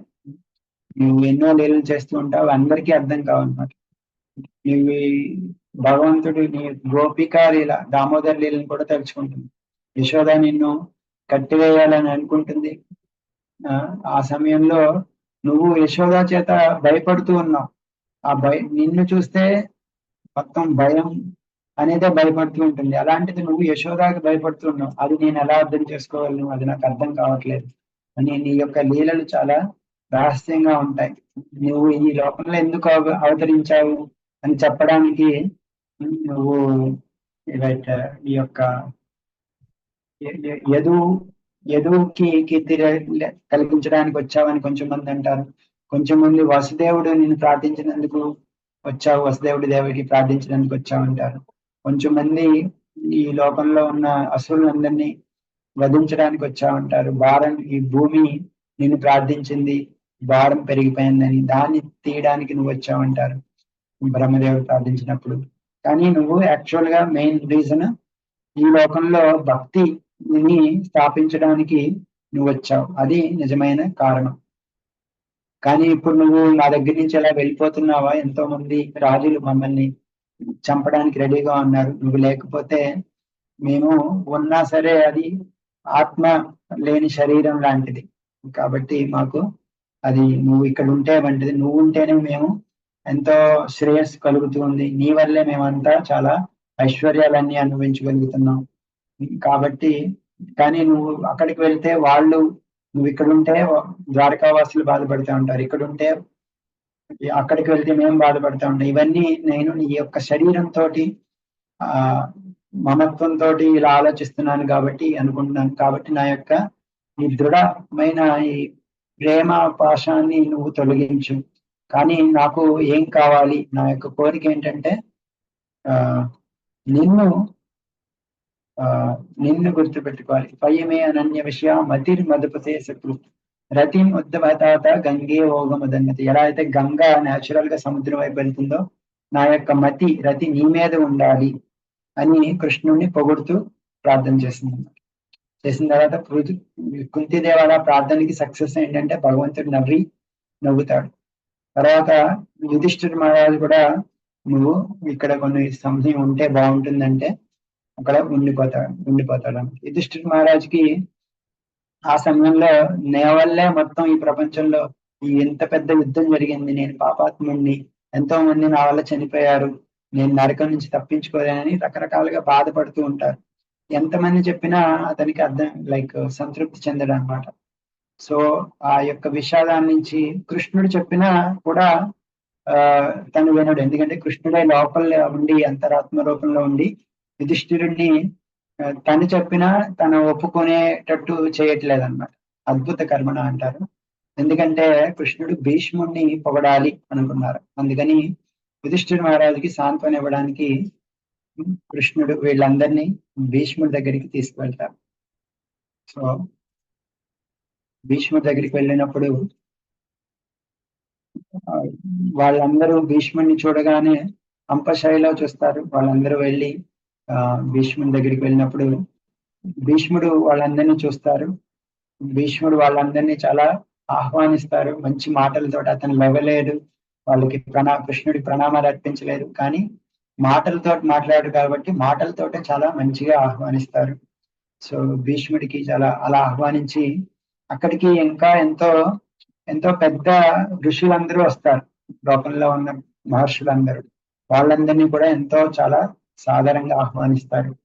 సో కృష్ణుడు ఆ ఆనంద బాష్పాలతోటి లైక్ భీష్ముడు కృష్ణుడు పాండవుల్ని చూసి చాలా ఆనంద బాష్పాలతోటి ఇట్లా మాట్లాడతారు అన్నమాట.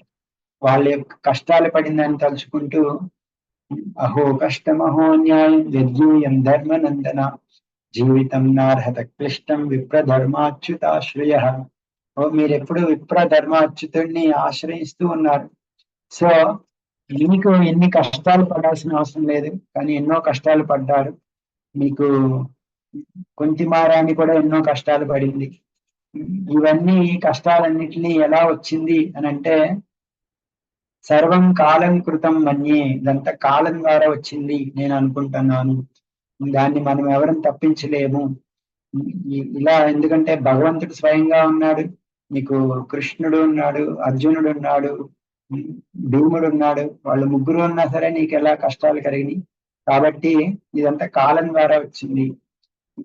అంటే ఈ యొక్క భగవంతుడి ద్వారా వచ్చిన అంటే ఈ భగవంతుడి యొక్క ఈ లీలని ఎందుకు వచ్చినాయి అనేది ఎవరు అర్థం చేసుకోలేరు అన్నమాట. ముహ్యంతి కవయోపి, పెద్ద పెద్ద కవులు ఎవరికైతే బాగా ఉంటుందో వాళ్ళు కూడా ముహ్యంతి, వాళ్ళు కూడా అర్థం చేసుకోలేరు.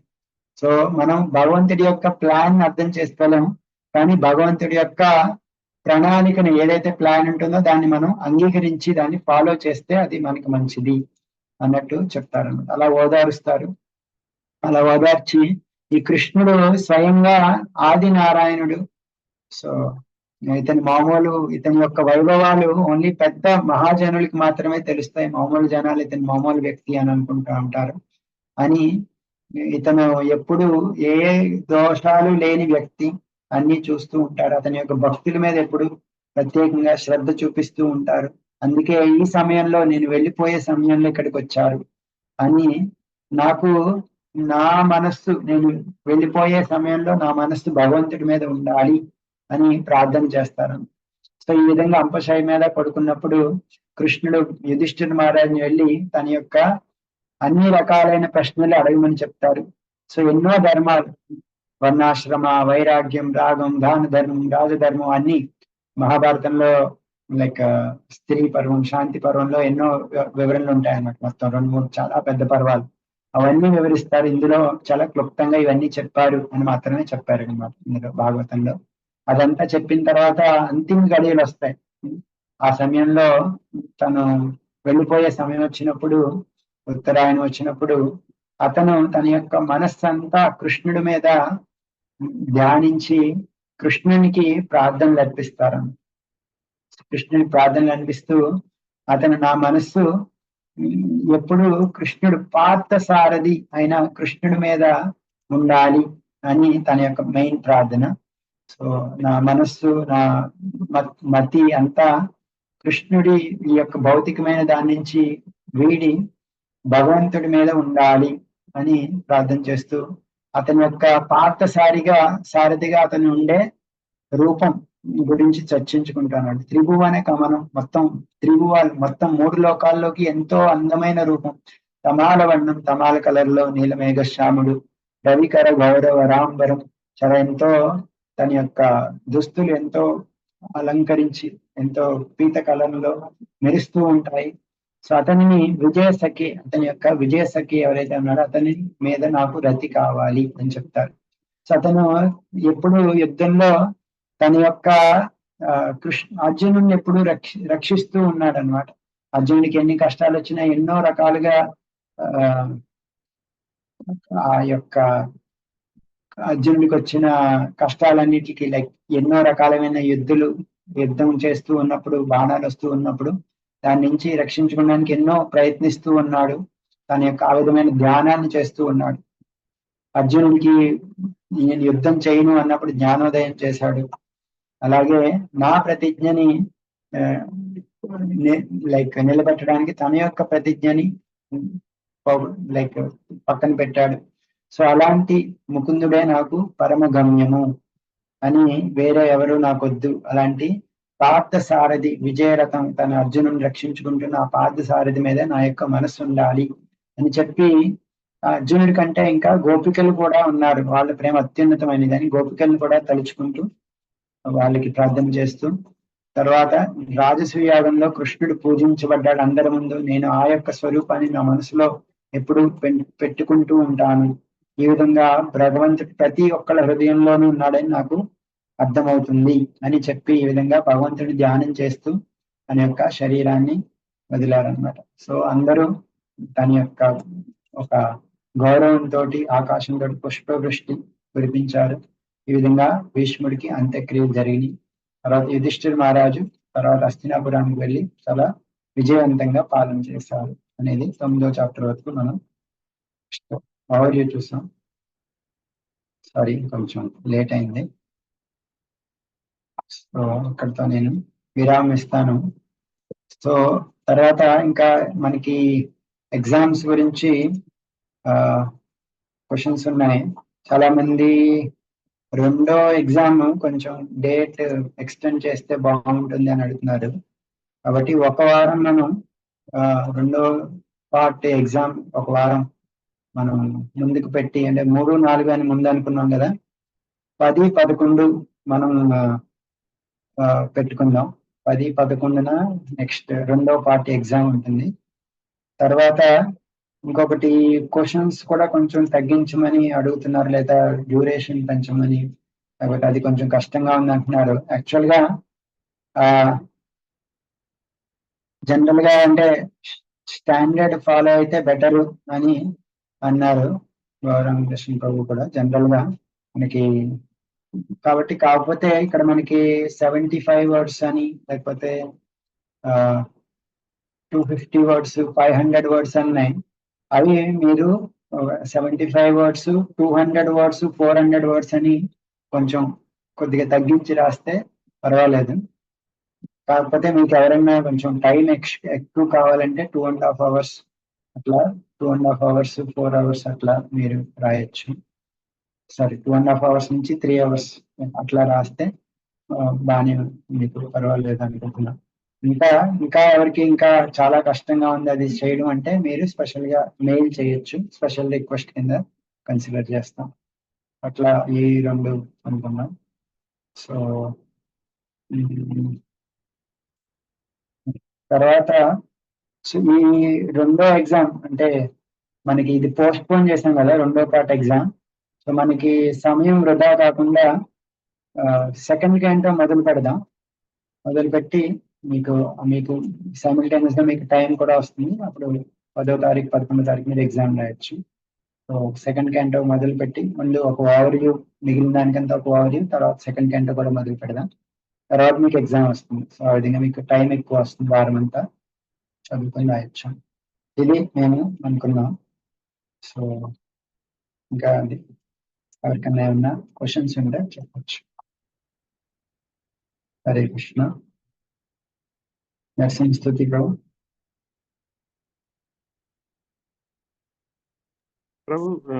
ప్రభు ఏం లేదు అంటే కొన్ని ప్యాటర్న్ మార్చొద్దు. ప్యాటర్న్ 6+4+2 అలాగే ఉంచండి ప్రభు. కానీ కొంచెం వర్డ్స్ 2 అంటే 500 వర్డ్స్ 400 వర్డ్స్ రాయాలంటే, తెలుగులో రాయాలంటే చాలా టైం తీసుకుంటుంది ప్రభు మాకు. అదే చెప్పాను కదా ప్రభు, కొంచెం 200 వర్డ్స్ 400 వర్డ్స్ అట్లా మీరు రాయొచ్చు. అదే 200 కూడా కొంచెం తగ్గించగలిగితే, అంటే 75 అన్నారు కదా, 5 మార్క్స్ కి 75 ఇస్తున్నారు. 150 వర్డ్స్ అయితే 200 మార్క్స్, అలాగే 200, 250 చేస్తే 15 మార్క్స్. అలాగే ఏదైనా కొంచెం మా మీద దయచు అంటే మేము యాక్చువల్గా మీరు ఇచ్చే స్టాండర్డే, కానీ మా యొక్క అసక్తత వల్ల మేము చెప్తున్నాం, రిప్రజెంట్ చేస్తున్నాం. అంటే రాయిది ఎక్కువ రాయలేము, శక్తి లేదు అనే ఉద్దేశంతో రిప్రజెంట్ చేస్తున్నాం. అంటే కొంచెం అంటే జనరల్ గా అది అందరికి అప్లై చేస్తే అంటే యావరేజ్ గా అందరికి బాగుండేటట్టు చేయాలి మనం. అంటే స్పెషల్ కేసెస్ కానీ మన స్టాండర్డ్ కొంచెం బాగా తక్కువ పెడితే అది బోర్డు నుంచి కూడా కొంచెం అలాగే కొంచెం కొద్దిగా వర్డ్స్ మాత్రం కొంచెం తగ్గిస్తే, ఇప్పుడు 300 వర్డ్స్ ఏమో థర్డ్, సెకండ్ ఏమో 150, అట్లా కొంచెం కన్సెషన్ ఇస్తే ఆల్రెడీ కొంచెం తగ్గించాం కదా ప్రభు. అట్లీస్ట్ మీరు అన్నారనే యాక్చువల్ గా అయితే బోర్డు ప్రకారం అసలు ఏమీ తగ్గించకూడదు, కానీ అట్లీస్ట్ మీరు అన్నారని చెప్పి కొంచెం 200 400 అని పెట్టాము. కానీ ఇంచుమించుగా మీరు సమ్మరైజ్ గా రాయొచ్చు, మీరు అట్లా స్ట్రిక్ట్ అని ఏం లేదు. మొత్తం ఆ తాత్పర్యం వచ్చేటట్టు మీరు సమ్మరైజ్ చేసి రాస్తే దాని భావం అర్థమయ్యి మాకు అర్థమవుతుంది, తీసుకోవచ్చు. సో ప్రాబ్లం లేదు. మీరు తక్కువ వర్డ్స్ లో కూడా మ్యాటర్ అంతా మీరు రిప్రజెంట్ చేయగలిగితే అది కన్సిడర్ అవుతుంది. అంటే స్ట్రిక్ట్ అని కాదు, 400 అని మీరు తక్కువ రాసిన, బట్ అలా మొత్తం చేయగలిగితే, సారాంశాన్ని మొత్తం ఇవ్వగలిగితే, చూపిస్తే దట్ విల్ బి కన్సిడర్డ్. ఇంకా అంటే మరీ చాలా కష్టంగా ఉంది చేయలేకపోతున్నాం అంటే స్పెషల్ కేసులో మీరు ఏమైనా మెయిల్ రాస్తే మేము కన్సిడర్ చేస్తాం. అంటే ఇన్ జనరల్ నార్మల్ గా అందరికి వర్తించేటట్టు ఇట్లా పెట్టాను. సరేనా ప్రభు? హరే కృష్ణ. దండోద్ హరే కృష్ణ. ఇంకొకటి శ్లోక టెస్ట్ కూడా అడుగుతున్నారు. సో యాక్చువల్ గా శ్లోక టెస్ట్ అంటే జనరల్ గా అంత మామూలుగా అయితే ఎగ్జామ్ రాసినప్పుడే శ్లోక టెస్ట్ పెడతాము, కానీ కొంచెం మంది మళ్ళీ రిక్వెస్ట్ చేస్తున్నారు శ్లోక టెస్ట్ తర్వాత పెట్టమని. అంటే మళ్ళీ స్పెషల్ గా మళ్ళీ ఇలా షెడ్యూల్స్ చేసి అన్ని మళ్ళీ అరేంజ్ చేయాల్సి వస్తుంది. సో అంటే మనకి సెకండ్ క్యాంటో మొదలైన తర్వాత విడిగా అంటే మళ్ళీ గ్యాప్ లేకుండా ఎప్పుడైనా ఒక వారం వెంటనే పెట్టుకోవచ్చు శ్లోక టెస్ట్ ని, రెండు పార్ట్లు కలిపి. సో సెకండ్ క్యాంటో మొదలైన తర్వాత మనం శ్లోక టెస్ట్ పెట్టుకుందాం. కాబట్టి మీరు ప్రిపేర్ అయ్యి రెడీగా ఉండండి.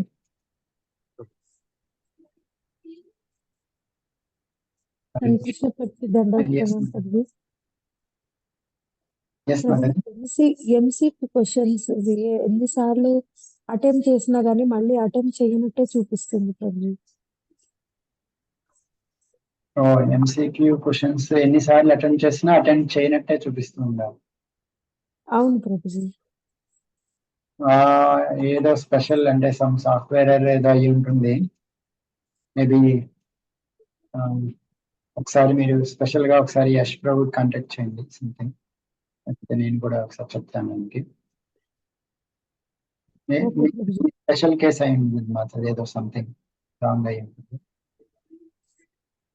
ప్రభుజీ ఇంకొకటి, నేను అది ఫామ్ ఫిల్అప్ చేసి పంపించాను ప్రభుజీ, రికమెండేషన్ లెటర్ కూడా పెట్టాను, కానీ ఇంతవరకు నాకు భక్తి శాఖి సర్టిఫికెట్ కానీ నాకు అది రిజల్ట్ కూడా తెలియదు ప్రభు, సర్టిఫికెట్ రాలేదు. ఓకే, ముందు ఎవరో అంటున్నారు బ్రౌజర్ ఇష్యూ అవ్వచ్చు అంటున్నారు.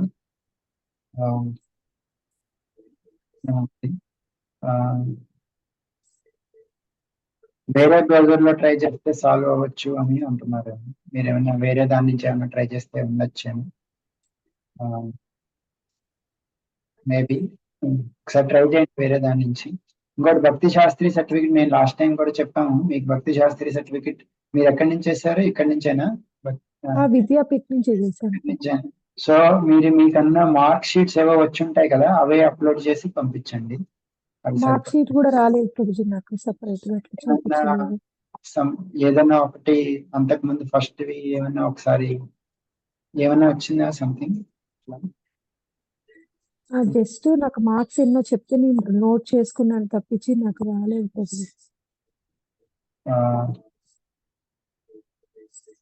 ఓకే, ఒకసారి మీరు మనకి తెలుగు దానికి ఒక ఈమెయిల్ ఐడి క్రియేట్ చేశారు, ఈమెయిల్ ఐడి. దాంట్లో ఒకసారి మీకు వేరేదే యాక్చువల్గా భక్తి శాస్త్రి మన దగ్గర చేసిన వాళ్ళందరికీ ఇంకా సర్టిఫికెట్లు రాలేదని చెప్పారు. సో వాళ్ళందరికీ జస్ట్ వాళ్ళకి ఉన్న ఏదైనా ఒక ప్రూఫ్ లాంటిది మేము ఇక్కడ చేసామని జస్ట్ అప్లోడ్ చేస్తే కన్సిడర్ చేస్తామని చెప్పారు. సో మీరేమన్నా దానికి అప్లోడ్ చేసి చెప్తే మేబీ బెటర్గా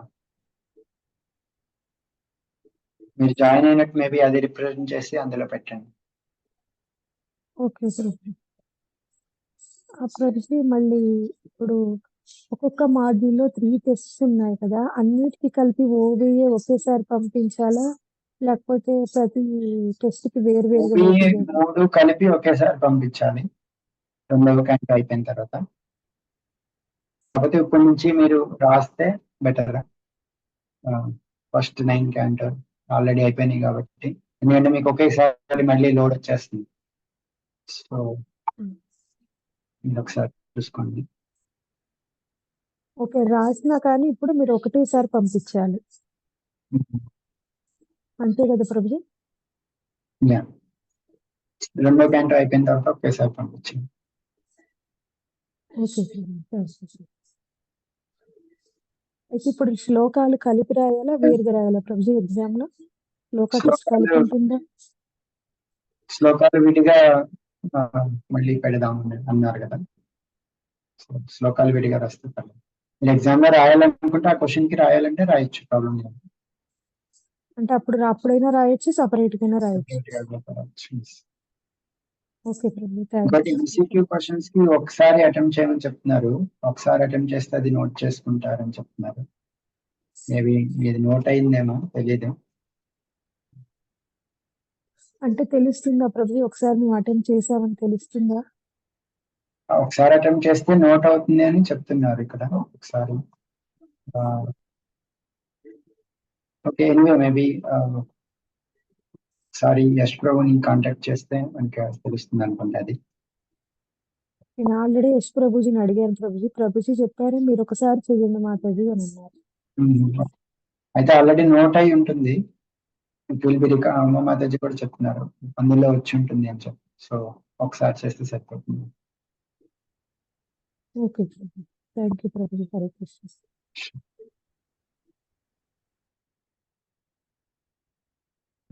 Krishna Prabhuji, please accept my humble obeisances. Yes, madam. Prabhuji భక్తి శాస్త్రి కూడా నాకు లాస్ట్ 6th మాడ్యూల్ రిజల్ట్ రాలేగానే మిగతావన్నీ మెయిల్స్ వచ్చాయి ప్రభు నాకు. తర్వాత ఇప్పుడు మా సైడ్ నుంచి ఏమైనా చేయాలి, ఒకసారి మాకు సర్టిఫికేట్ రికమెండేషన్ లెటర్ అప్లోడ్ చేయమని ఒక ఫామ్ ఇచ్చారు. సో అది చేశాను నేను. దాని తర్వాత ఇంకేమైనా భక్తి శాస్త్రి మీకు ఏదైతే సర్టిఫికెట్ వచ్చిందో, సర్టిఫికెట్ కాదు మార్క్స్ ఏవైతే వచ్చినాయో అది ఒకసారి అప్లోడ్ చేయండి. ఆ రెండు సరిపోతుంది. ఎక్కడ అప్లోడ్ చేయాలి ప్రభు? సేమ్ ఫామ్ లోనా? సేమ్ ఫామ్ లో వాళ్ళు ఇచ్చిన లింక్ లో ఇక్కడ అందులో ఉంది ఆప్షన్. ఓకే ప్రభు, అంటే లింక్ లో రికమెండేషన్ లెటర్ అడిగారు, అది పెట్టి డీటెయిల్స్ అన్ని అడిగారు, మళ్ళీ ఫోన్ నెంబర్, నేమ్, ఈమెయిల్ అన్ని అది ఇచ్చేసాము. దాని తర్వాత మెయిల్ చేయాలనుకుంటా ఒకసారి. Okay Prabhu. Yash Prabhu, are you there?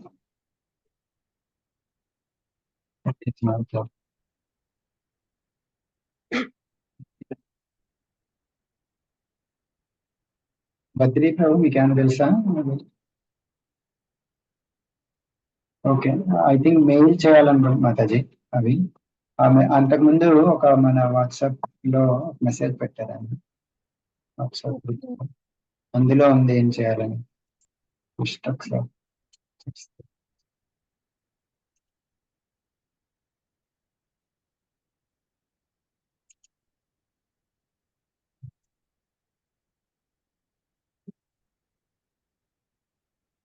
అంటే రికమెండేషన్ లెటర్ మెయిల్లో వచ్చిన వాళ్ళు అయితే స్క్రీన్ షాట్ పెట్టండి, లేకపోతే రికమెండేషన్ లెటరే అప్లోడ్ చేయమని పెట్టారు ప్రభు. మేబీ తప్పైతే క్షమించండి, నేను అదైతే చదివాను మెయిల్లో. బట్ మిగతాదైతే ఇంకా నాకు వేరే ఇన్ఫర్మేషన్ అయితే లేదు ప్రభు. ఫార్మ్స్ లో అప్లోడ్ చేయమని ఉంటుంది మెసేజ్ లో. ఓకే ప్రభు, అయితే మేబీ ఒకసారి మెసేజ్ ఏమైనా ఇందులో ఉంది భక్తి శాస్త్రి డిగ్రీ సర్టిఫికేట్ యాడ్ చేయడానికి ఒక ఆప్షన్ ఉంది, యాడ్ ఫైల్. సో అందులో అప్లోడ్ చేయాలి. ఓకే ప్రభు. ప్రభు ఒక్కసారి ఆ మెసేజ్ మళ్ళీ గ్రూప్ లో పెట్టించగలుగుతారా ప్రభు? సరే Mataji. Thank you so much Prabhu. Hare Krishna. Krishna Ramadevi Mataji. Hare Krishna Prabhuji, please accept my humble obeisances Prabhuji. Hare Krishna. Prabhuji, first 9 chapters every chapter అయిన తర్వాత క్విజ్ పెట్టారు కదా ప్రభుజీ, ఎంసీక్యూ క్విజ్ 20 మార్క్స్ కి. అవి ఆ అవి ఇందులో యాడ్ అవుతాయా ప్రభుజీ, మార్క్స్ ఏమైనా ఈ మెయిన్ ఎగ్జామ్ లో? దానికి 10% వెయిటేజ్ ఉంది మాతాజీ. ఓకే, ఆ 9 క్విజెస్ కంప్లీట్ చేసి ఉండాలి కదా 9 చాప్టర్స్ ఎగ్జామ్స్ రాసే ముందు. Yes, Mataji. Okay Prabhuji, thank you Prabhuji. అది అంటే అది సెపరేటా ప్రభుజీ, దీనిలో ఏమి యాడ్ కాదు? సెపరేట్ 10% వెయిటేజ్ ఉంది దానికి. Okay okay. Shlokas Prabhuji, shlokas test కూడా సెపరేటా ప్రభుజీ? Yes. అంటే 65% మార్కేజ్ అంటే అది ఎట్లా చూస్తారు ప్రభుజీ? టోటల్లీ మీరు పాస్ 65% అంటే లైక్ మొత్తం అంతా టోటల్ ఓకే 3 పార్ట్లు ఉన్నాయి కదా, ఒక్కొక్క పార్ట్ కి మొత్తం యావరేజ్ తీసుకుని మొత్తం అన్ని కలిపితే మొత్తం యావరేజ్ 65% కంటే ఎక్కువ వస్తే అది 65% వచ్చింది. Okay okay. All exams quiz plus shlokas plus అలా ప్రతి మాడ్యూల్లోనూ అంటే ప్రతి మాడ్యూల్లోనూ 65% రావాలి. Okay okay. Thank you so much Prabhuji, చాలా డీటెయిల్ గా చెప్పారు. హరే కృష్ణ. ధన్యవాదాలు. హరే ప్రసాద్ రావు. హరే కృష్ణ. దండాత్మకం ప్రభుజీ. ప్రభు ఒక స్మాల్ డౌట్, అంటే జస్ట్ అది డౌట్ లేదా కింద క్లారిఫికేషన్ ఇస్తాను, డౌట్ అని కాదు. మనకి యొక్క లీలావతారాలు 22 అవతారాలు ఇచ్చారు కదా ప్రభు, వరుసగా ఇచ్చారు మనకు. 1వ అవతారం, 2వ అవతారం, 3వ అవతారం. అంటే మాకు వచ్చిన స్మాల్ డౌట్ ఏంటంటే వరాహ అవతారం వచ్చేసి 2వ అవతారం చెప్పారు, నరసింహస్వామి అవతారం వచ్చి 15వ అవతారం చెప్పారు. ఇట్లా హిరణ్యాక్షుడు అన్నదమ్ములే కదా ప్రభుజీ. ఎందుకంటే వాళ్ళిద్దరు అన్నదమ్ములు అంటే ఆయన తపస్సు చేశాడు, అయినా సరే మధ్యలో ఇన్ని అవతారాలు వచ్చినాయి అనేది అంటే ఎట్లా ఇచ్చారు ఈ లిస్ట్ అనేది? అంటే దీనికి ఏదన్నా కులమానం ఉందా? లేకపోతే అంటే తర్వాత కూడా 17వ అవతారం ఏమో వాసుదేవుడు ఇచ్చారు, వాళ్ళకి 18 రామచంద్ర భగవాన్ ఇచ్చాడు. అంటే రామచంద్ర తర్వాత వ్యాసదేవుడు ఇచ్చారు. అంటే ఇది ఏదన్నా కులమానం ఉందా? జస్ట్ అట్లా చెప్పుకుంటా వచ్చారు అంటే అదొక యాక్చువల్ గా టైం లైన్ అని కాదు, అంటే ఈ టైం తర్వాత వీళ్ళు వచ్చారని కాదు, టైం ప్రకారం కాకుండా మామూలుగా కొన్ని చెప్పారు. ప్లస్ కొన్ని ఇప్పుడు మీరు అన్నట్టు హిరణ్యాక్షుడు చనిపోయిన తర్వాత హిరణ్యకశిపుడికి ఇంకా కొంచెం చాలా సమయం ఉంది రావడానికి, అది గ్యాప్ ఉండొచ్చు. తర్వాత వ్యాసదేవుడు, రాముడు. సో వ్యాసదేవుడు ఇన్ జనరల్ ఇదే, అంటే టైం స్పెసిఫిక్ అని కాదు, జస్ట్ అవతారాల కింద అట్లా చెప్పబడింది. తర్వాత వ్యాసుడు మనకి ఎప్పుడు పుట్టాలో మనకి తెలియదు ఇంకా.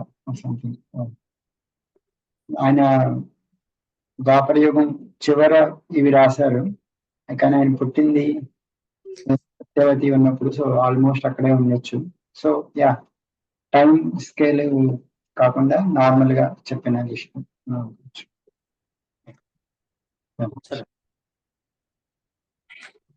ఇలా శ్రీమతి ప్రభు ఒక స్మాల్ డౌట్ ప్రభు. హరే కృష్ణ. ప్రభు ఒక స్మాల్ డౌట్ ప్లీజ్ ఎక్స్ప్లెయిన్ చేసే అవకాశం ఉంటే పాసిబుల్ చూడండి. మనకి తర్వాత కపిలముని అవతారంలో ఒక ఆసురీ బ్రాహ్మణుడికి ఉపదేశించాడని చెప్పేసి మనకి చెప్పారు కపిలముని. అంటే అది నేను భాగవతంలో నాకు తగినట్లు ప్రభు, అది ఏమన్నా అవకాశం ఉంటే ఒక 2 సెంటెన్స్ లో అది భాగవతంలో ఎక్కడ అంటే చాలా వరకు వివరం లేదు. ఇప్పుడు బ్రాహ్మణుడు ఆసురుడికి చెప్పాడు అంతే, అంతవరకునే దాని డీటెయిల్స్ నాకు తెలుసు. అంటే తల్లి గారికి చెప్తాడు ఆయన వివరంగా చాలా మొత్తం. అంటే ఈ యొక్క కపిలముని యొక్క అవతారము ఆ తల్లి గారికి చెప్పడం వరకేనా ప్రభు? ఇంక తర్వాత ఇంకా వారిది ఏం లేదా స్టోరీ? అంటే ఇంకా అవసరం లేదని భాగవతంతో చెప్పారంటారా? 24 తప్ప చెప్పడం తప్పితే ఇంకా ఉంది, కానీ మనకి ఎంతవరకు ఇచ్చారంటారా? కపిల్ దేవుడి 9వ స్కందంలో కూడా వస్తుంది, భగీరథుడి యొక్క ఎపిసోడ్ లో భగీరథుడి యొక్క అట్లా కపిల్ దేవుడు. సో అలా 2-3 చోట్ల ఉన్నాయి, అంతేగాని పెద్ద ఎక్కువ వివరంగా. కపిల్ దేవుడు ఇప్పుడు కూడా ఉన్నారు. ఓకే. సరే, థ్యాంక్ ఎవరికైనా ఎగ్జామ్ మీద క్వశ్చన్స్ ఉంటే అవన్నీ అడగండి. మీరు हरे कृष्णा प्रभु जी, धन्यवाद, प्रणाम प्रभु जी. ప్రభు జీ వాట్సాప్ ఏదైతే పైన మన భక్తి వైభవ్ సంబంధించిన ఇది పెడతానన్నారు, గూగుల్ డ్రైవ్ అది పెట్టలేదు ప్రభు జీ. అది పెడితే కొంచెం త్వరగా మేము ఓపెన్ చేయడానికి అవకాశం ఉంటుంది. ఒక్కొక్కసారి లాగిన్ అయినా కానీ అది మళ్ళీ లాగిన్ చేయాల్సి వస్తుంది. దేనికి మాతాజీ? గ్రూప్ లో డిస్క్రిప్షన్ దాంట్లో పెట్టిస్తా అన్నారు ప్రభుజీ. అంటే లెక్చర్స్ అవి ఇవేనా, లేకపోతే మన పుస్తకాలు, లేకపోతే కోర్స్ మెటీరియల్ అట్లానే? అది అన్ని పెడితే బాగుంటుందేమో ప్రభుజీ. ఎందుకంటే గబాల మేము వెంటనే అది టచ్ చేయగానే దానిలోకి వెళ్ళిపోతాము, త్వరగా అవుతుంది. మామూలుగా అయితే అది గూగుల్లో ఓపెన్ అవుతుంది, ఒక్కొక్కసారి మళ్ళీ అడుగుతుంది, ఓపెన్ చేసేసరికి కొంత టైం తీసుకుంటుంది ప్రభుజీ. ఐ థింక్ మేబీ అంటే ఆల్రెడీ లాగిన్ అయి ఉంటే జనరల్ గా ప్రాబ్లం ఉండదు, ఫోన్ లో కానీ ఇందులో కానీ. మీరు ఆల్రెడీ ఒకసారి లాగిన్ ఉంటే, లాగౌట్ అయితే ఏమైనా ప్రాబ్లం ఉండొచ్చు. సో జస్ట్ ఒకసారి చూసుకొని అది, అంటే గూగుల్ డ్రైవ్ లో పెట్టడం అనేది కోర్సుకి సంబంధించిన మ్యాటర్ కదా అది అంతా. సో కొన్ని వీలుంటే చూద్దాం, లేకపోతే ఐ థింక్ మీరు ఒకసారి కొంచెం చూడండి. జనరల్ గా అయితే ఒకసారి ఆల్రెడీ లాగిన్ అయ్యి ఉంటే ప్రాబ్లం ఉండదు, ఓపెన్ అయితే వెంటనే ఓపెన్ అవుతున్నాయి అన్నట్టు.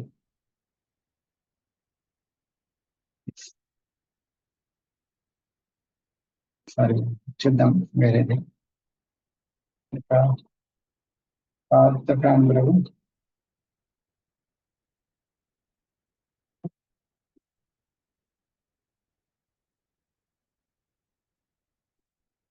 పార్థ ప్రాంగులు